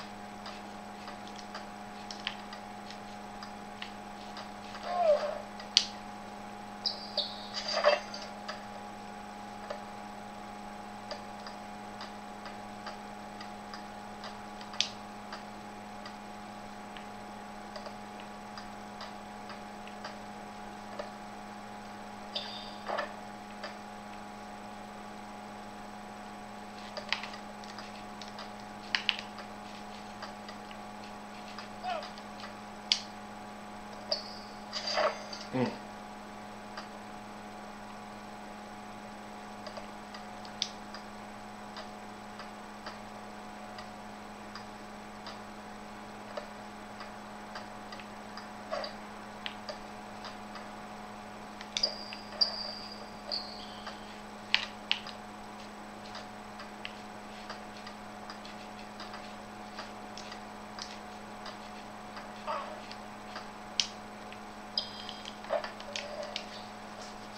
I'm gonna put the 3-pointer down.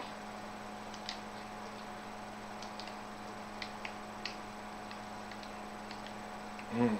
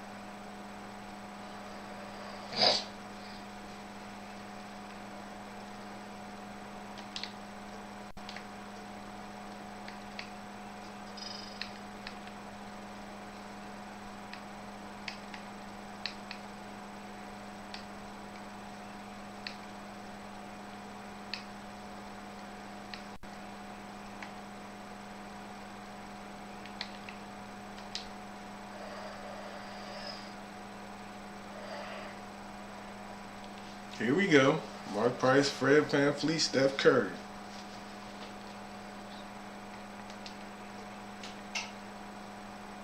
go.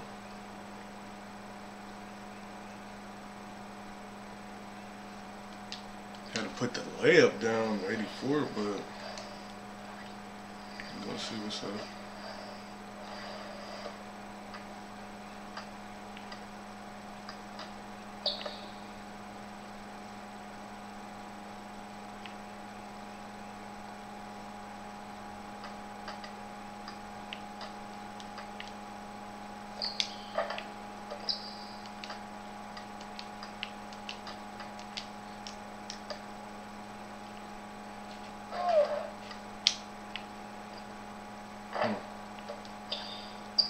Let me put the left hand, because I don't know why, I feel like I shoot better with the left.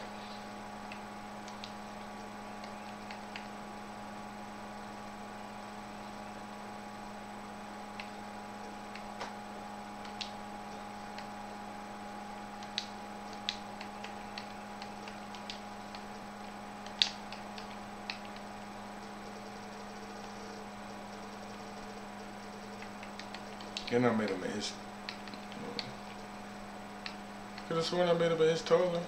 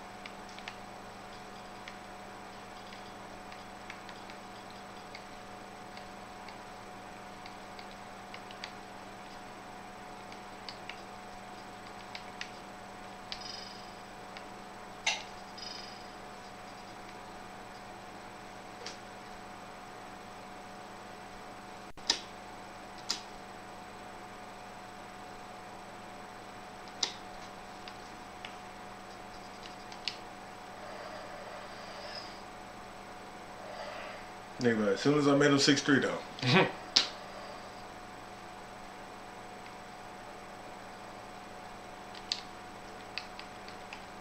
back to 6'2".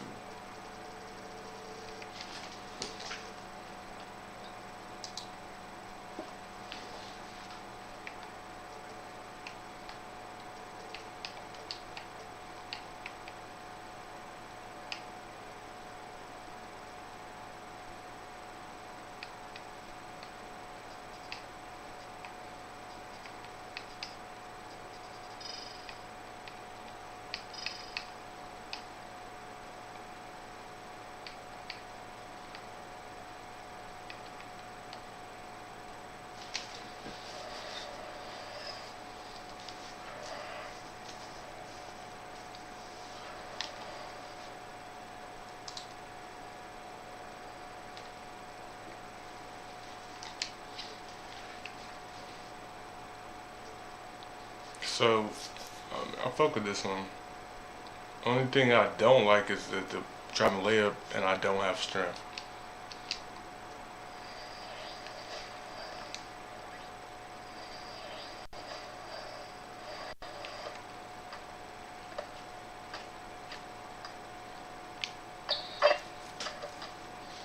But I mean, at 6'2" with some speed, I guess the strength won't be that bad. We'll see though.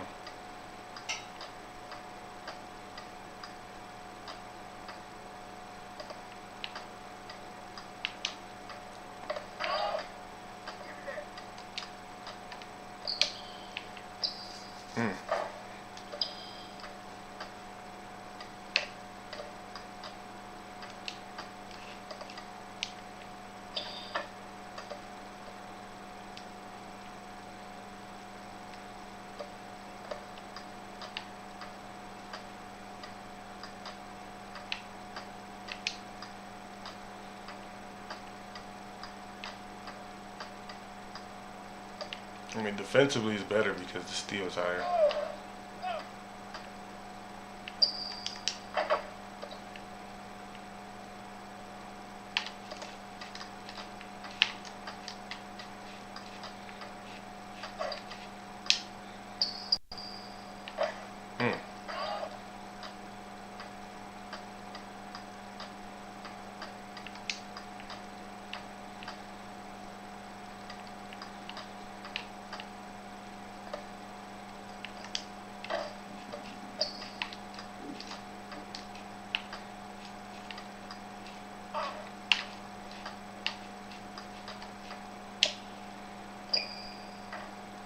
It's like I really don't need a 3-pointer that high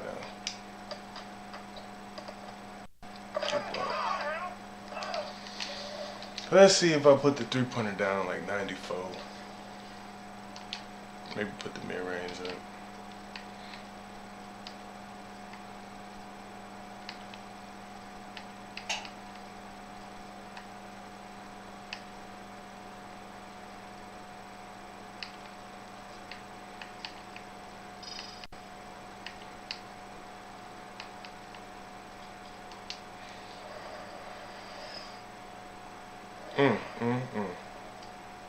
Po little tink tink.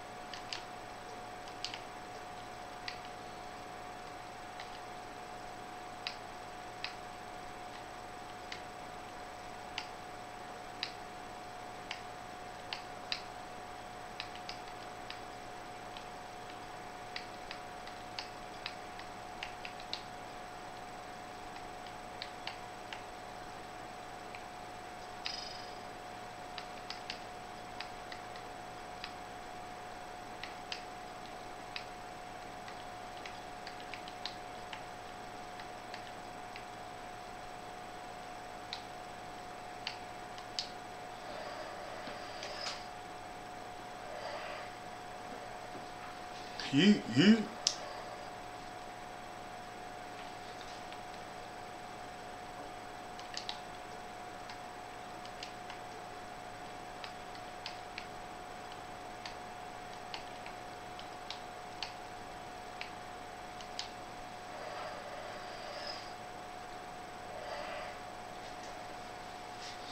Take this shit to motherfucker, try it.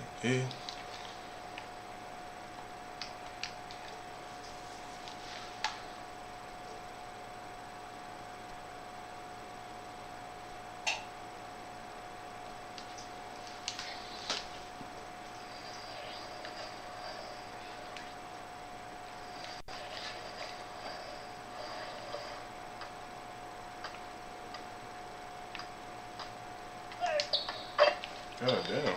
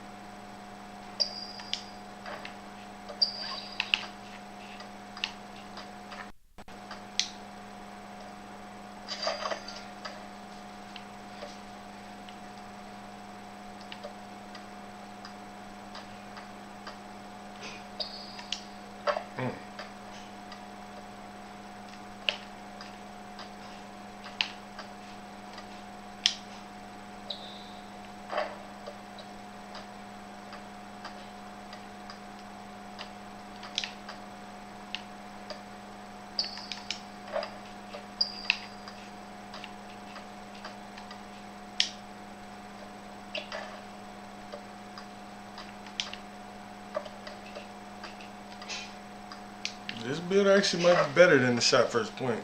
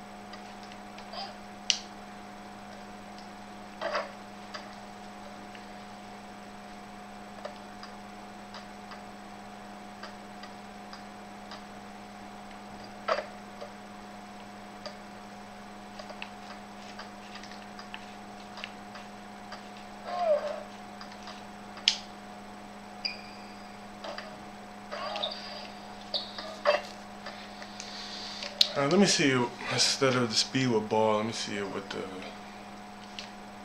ball handle up one.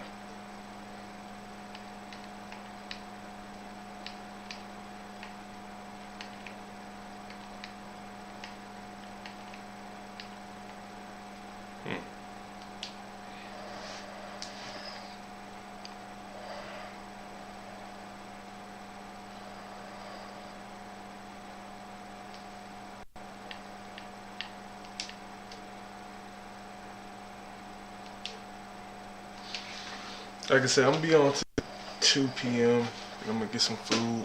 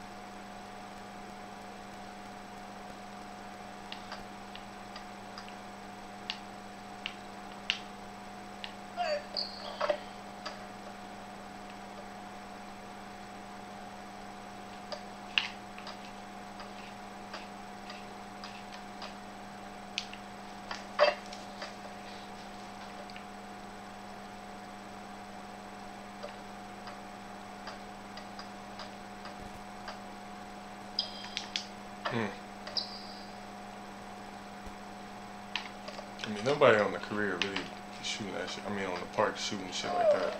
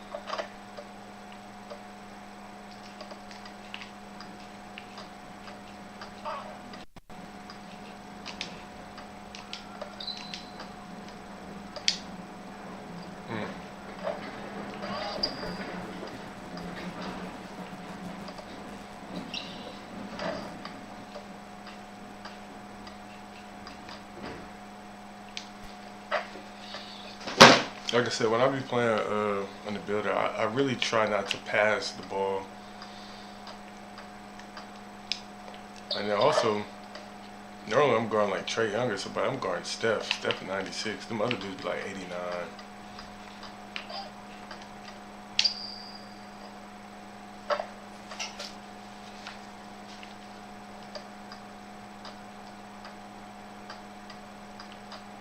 Hmm. Not easy. Not Steph Duncan.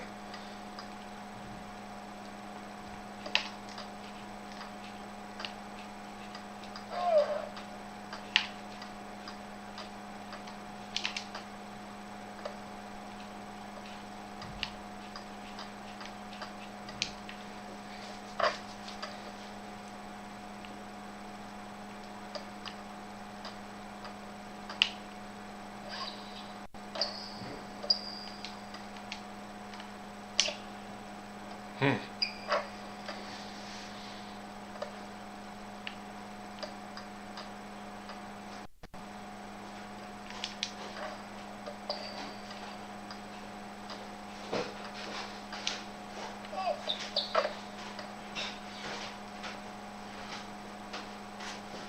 Ah, negative. Completely.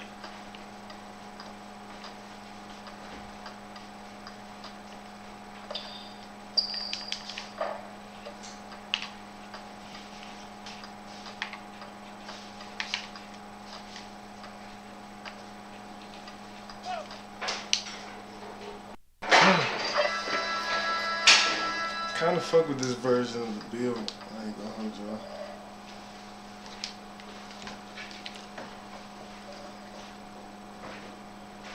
Mark Price, Steph, and Fred VanVleet.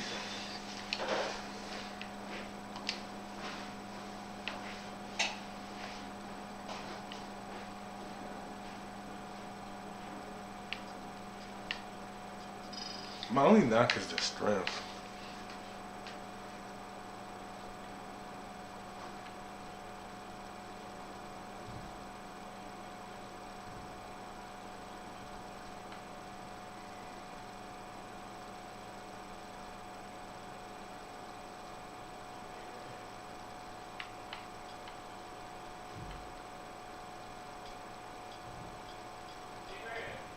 Huh?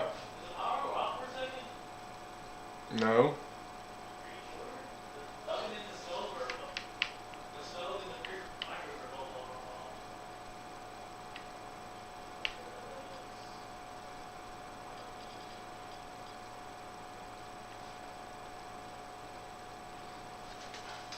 I don't ever care to explain myself to people because at the end of the day, people will assume what they want. So it's like people will ask you some shit just to still have their own thought about what really happened.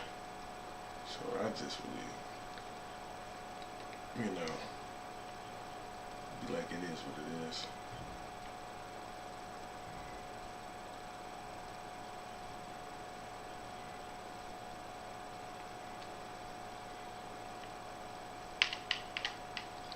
That 96 will go crazy though.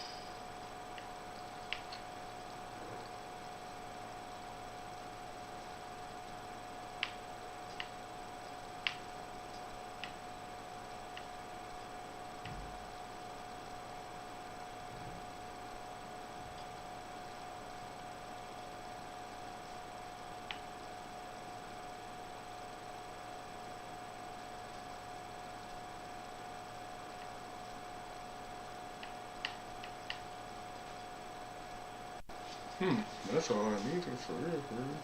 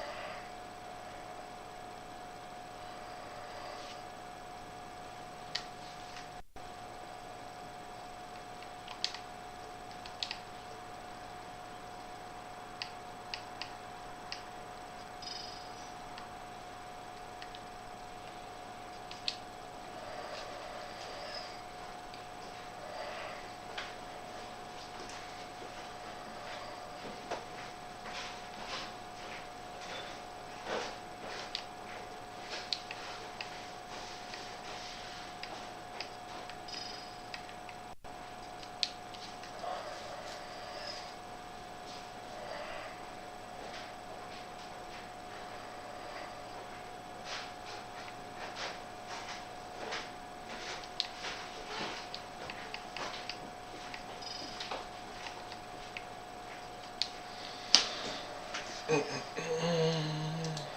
gonna try it with the speed booster and shit on go.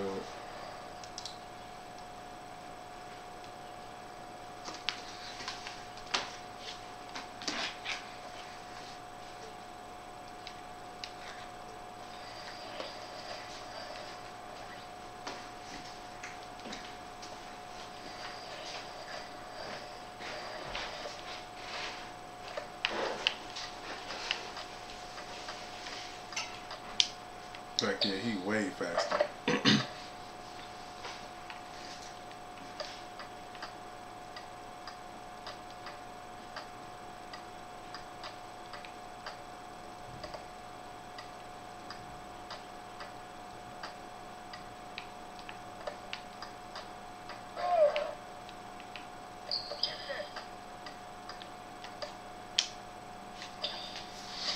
I ain't gonna hold you, this bill low-key nasty with that speed booster now.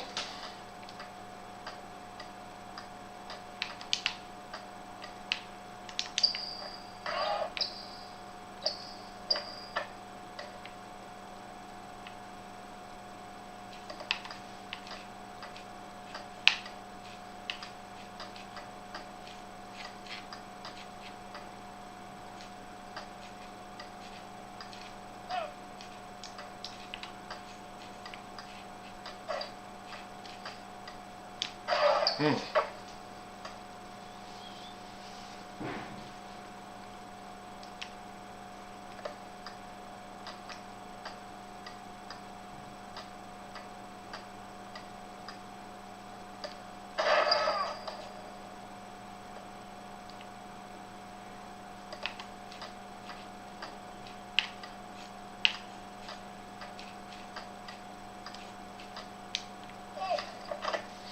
Yeah, I think this point guard might be a little bit more saucy.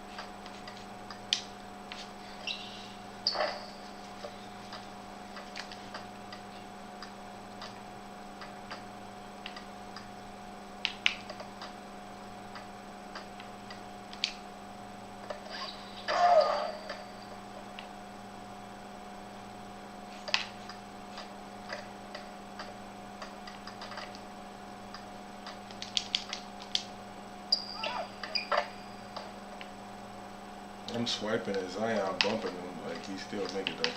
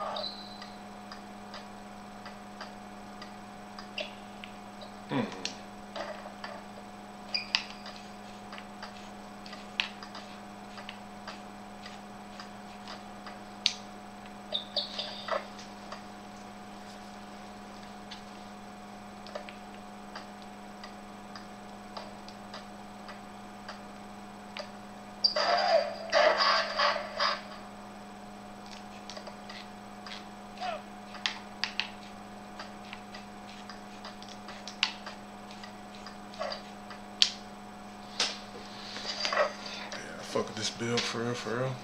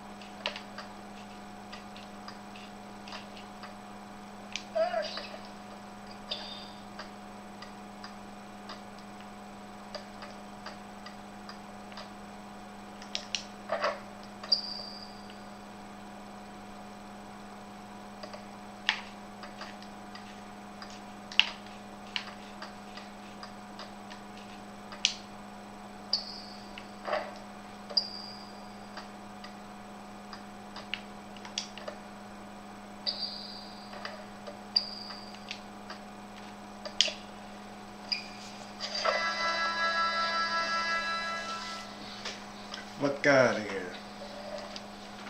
Let me mess with that a little bit.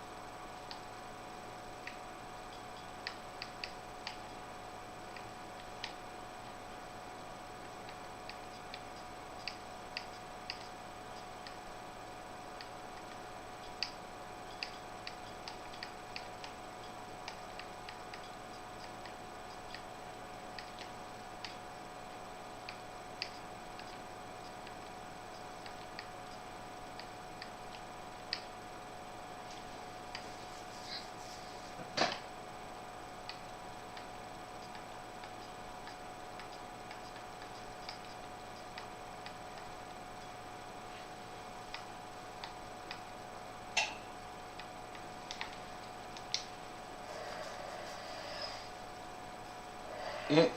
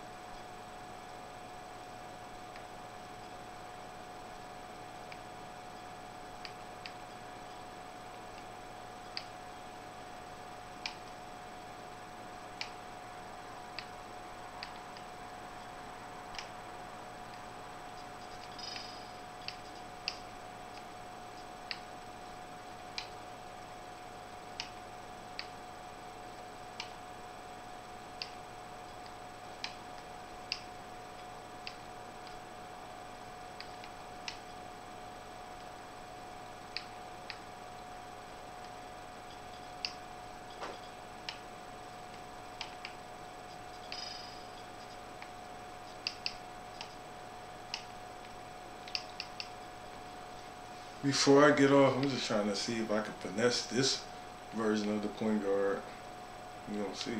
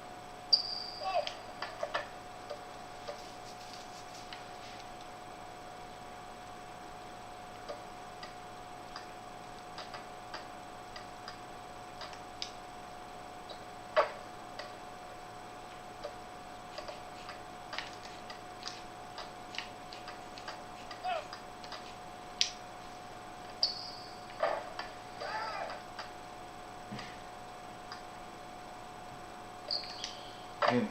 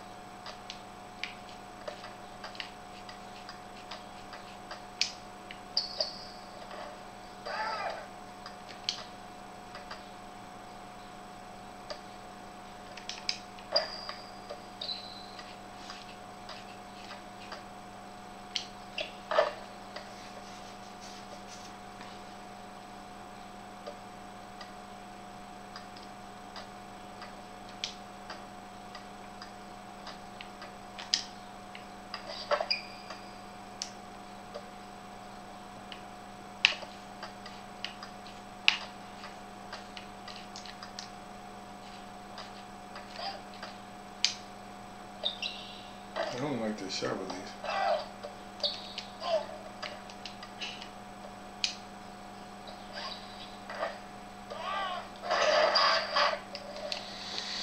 I mean, it was cool, but it wasn't giving me no crazy ass vibes.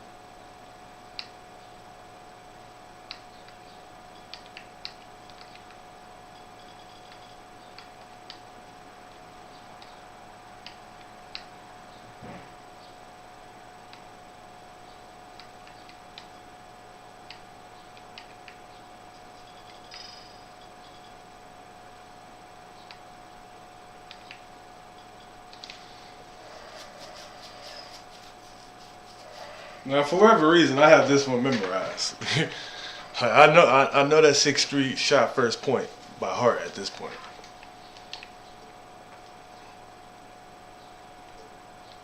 So it's between this one, the shot first point that I made, in the shot creating 3-level threat as far as the point guards I'm gonna make. I'm gonna let y'all see this one. So like plus on this one, just a better overall shooter in my opinion.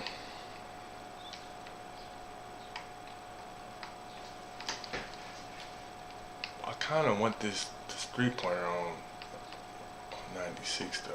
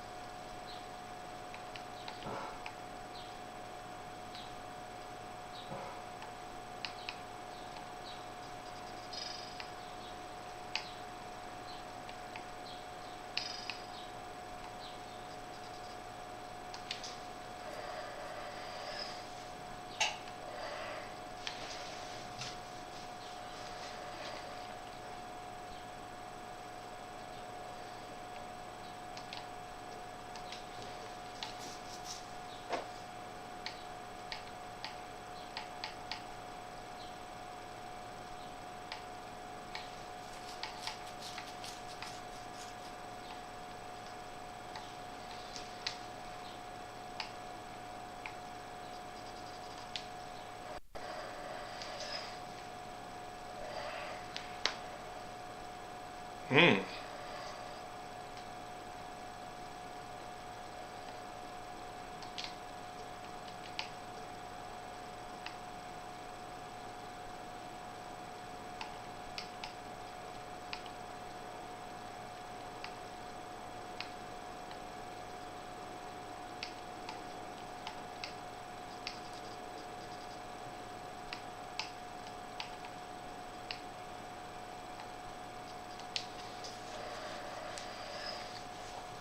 So either this one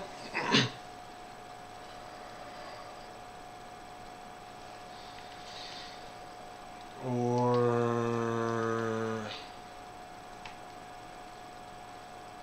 let me play with it.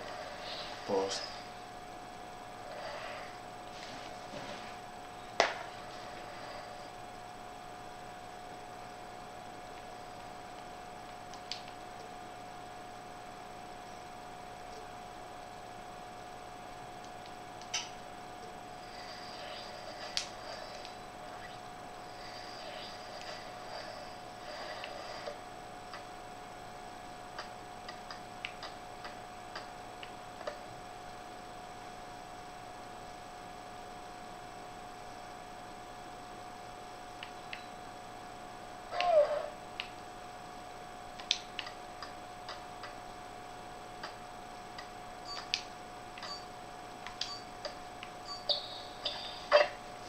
I bet a lot of ass 3.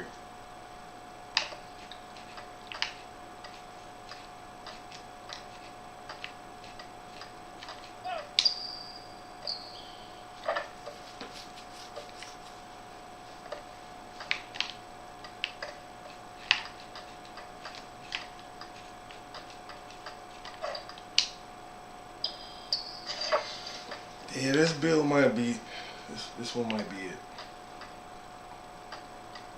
Like I said, I'm gonna try the Trae Young version.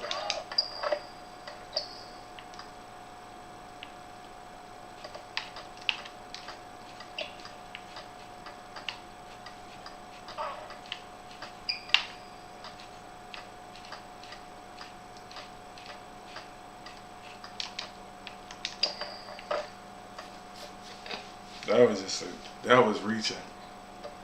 That was a reach. And when I mean reaching, I mean like niggas should have never shot that. Let me see something new. I fuck with that one.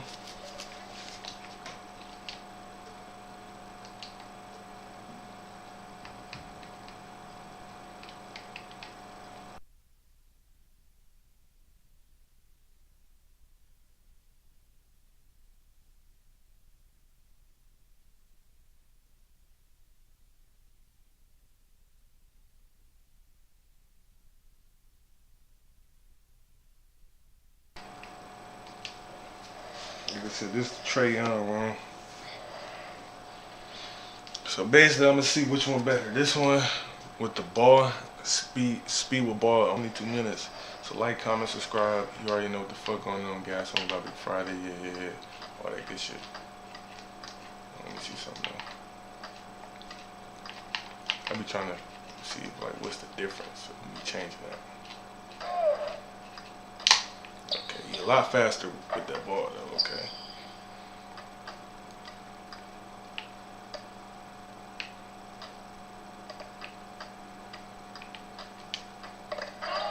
Need those.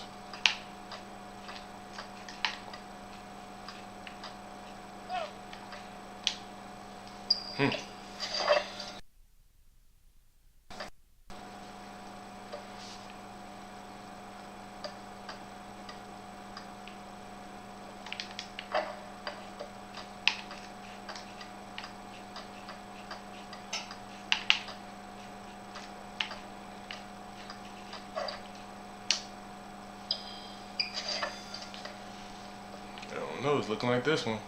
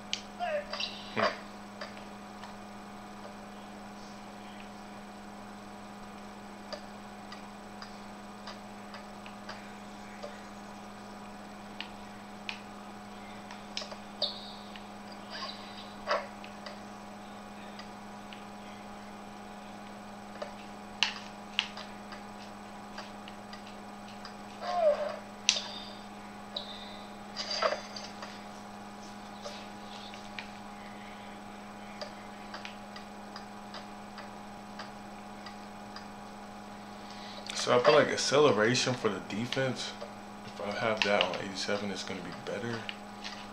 But like I said, that speed with ball makes a little difference. Let me see something. I'm going to try it one more time.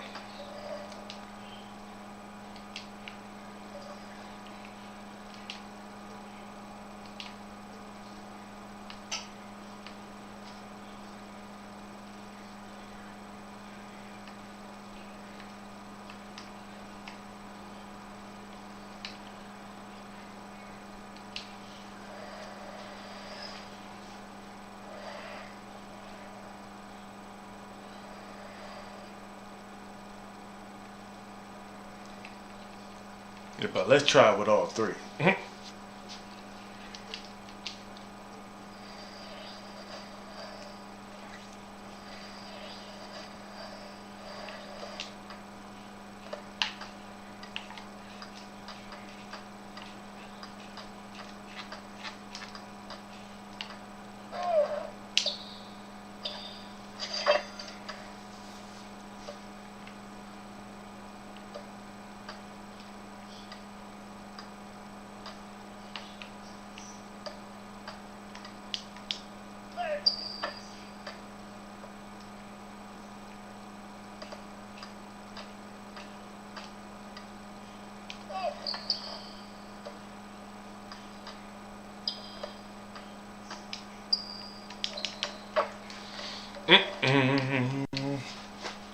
Put that lid back up.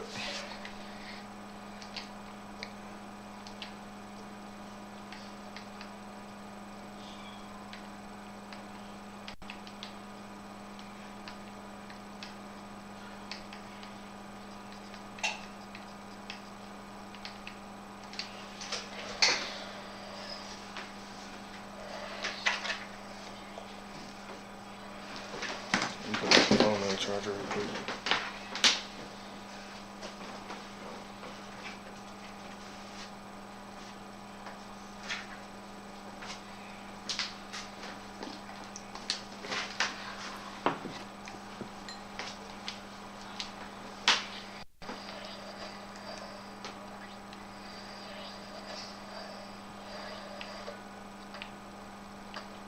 Like his overall speed is just different with this 87, I'm telling you.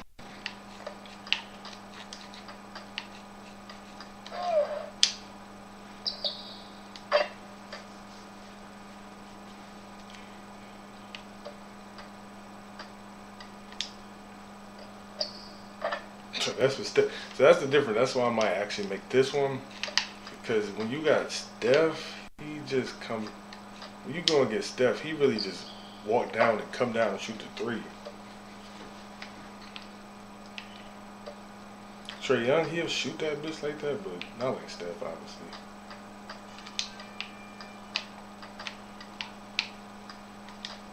Mm.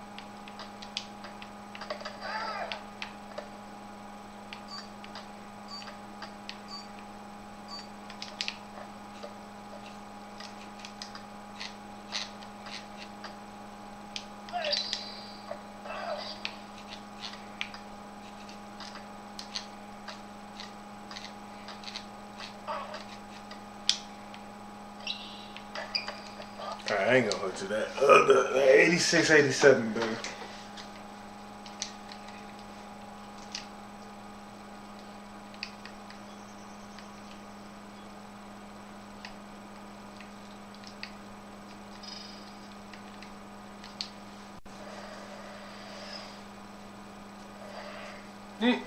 They said as soon as you put that block up, we gonna give you Kirk Henry.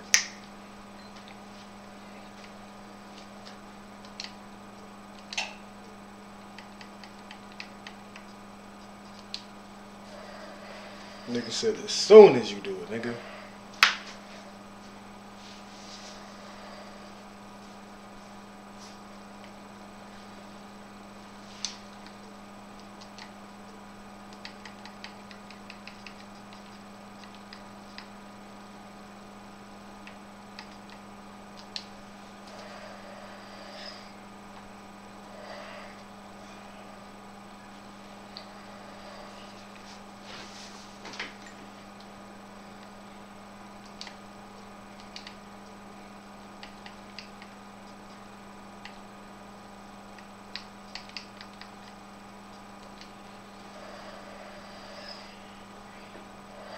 What I like about you? Mm-hmm.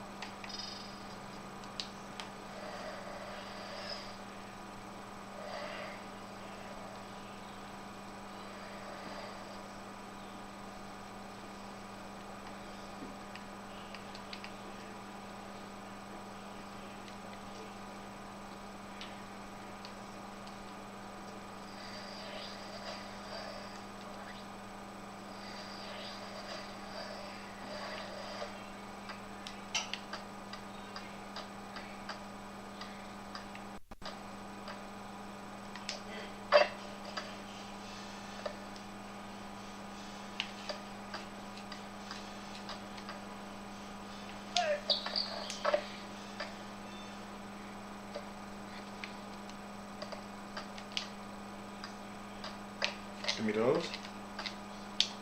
Hmm.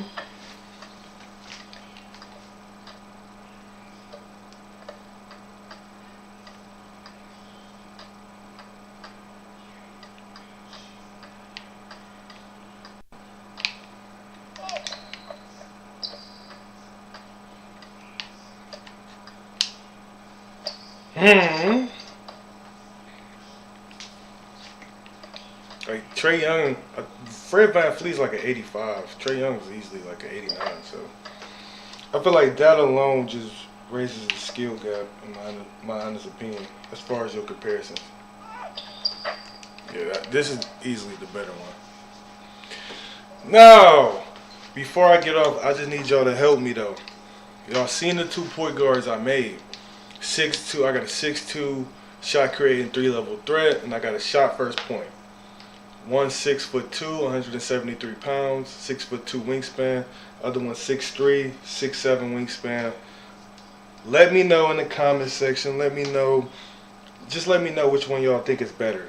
You know, like, comment, subscribe. Gasoline by Big Friday. Like I said, I'm trying to figure out what to build. I'm a run with.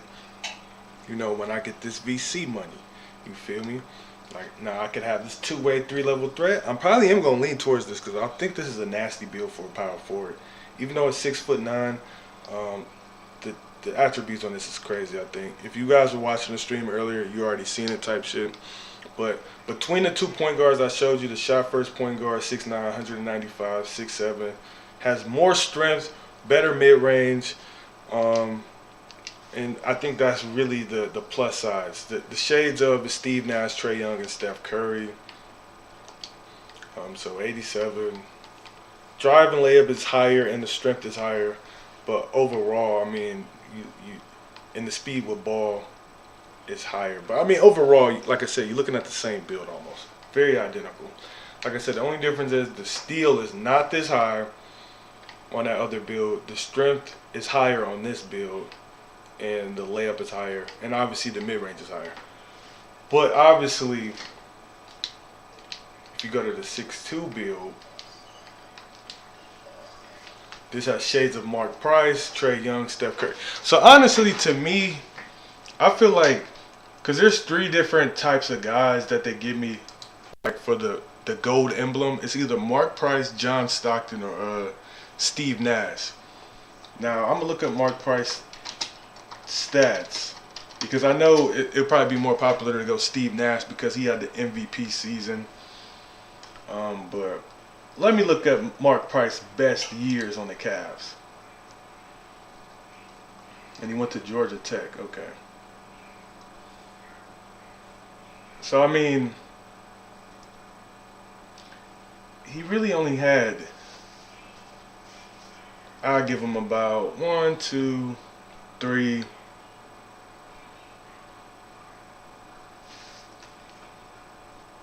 He had about 3 seasons where he averaged above 17.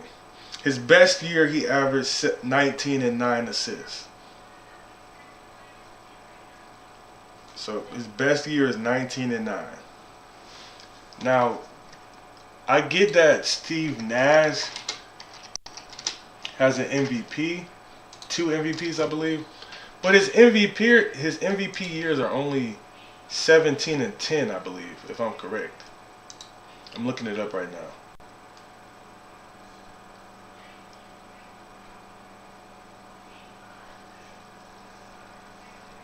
Okay, I'll take that back. He averaged 18 and 10 2 years in a row. So I'm saying, like, to swap, and if I go to John Stockton's too, because like I said, I've made a John Stockton version with John Stockton, Trae Young, Steph, and like I said, Steve Nash, Trae Young, and Steph. So I like this kind of like sauce where it's like a pass first point guard and two shooting, a pass first point guard slash, kind of like steal, because Steve Nash wasn't a crazy defensive point guard, but he could get steals. So pass first point guard, and then you match them with two shooting point guards that can also pass. I feel like Trae Young's obviously the better passer, but Curry can pass too.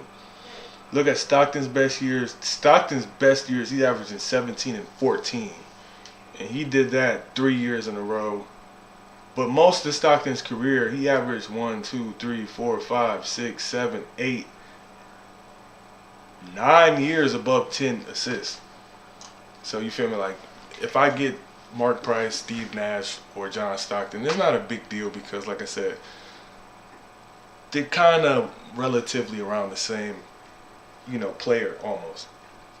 Obviously, they have their own little small nuances that are different, but Mark Price pretty much shooter who can, pass, pick and roll, well shooter, free throw shooter, 50, 40, 90 type person. Steve Nash, 50, 40, 90. Don't believe, I'm looking at it, 50, 40, did he shoot 90 from the free throw? So John Stockton never shot 50, 40, 90. Just free throw wise, he never shot above 86%. But, I mean, there were years, 3-point wise, like I said, he shot 40. Field goal, he didn't shot 50. He just never could get that 90% with the free throw, which is very hard. So, I mean, like I said, you got 3-point guards who every time I get Mark Price, John Stockton, or Steve Nash, those are the main comparisons. Like, the first person that pops up. The first person that pops up in the comparison in the builder is the most person you're likely to pay. Like, but I feel like this is a great medium because I want to say Mark Price overall on 2K is like 93, if I'm correct. I don't really care. Trae Young 89, obviously. Steph Curry 96. So I feel like that's a great median, honestly. Steve Nash, his rating might be a little bit higher than Mark Price. Might be 94, 95 kind of thing. But like I said, pretty much the same thing. And then John Stockton, he might be a 93 as well, 94 type shit. Maybe even higher on 2K. But like I said, overall, I think this one might be it. I don't know. Like I said, let me know in the comments. Let me know if you like this build. Let me know if you like the other build. Like, I like this build because the steal is 81. So it just creates more steals in the passing lanes. Like, and I'm a perimeter player, so I mean, having that 95 3-pointer, people gonna have to respect it. So I can easily blow by people.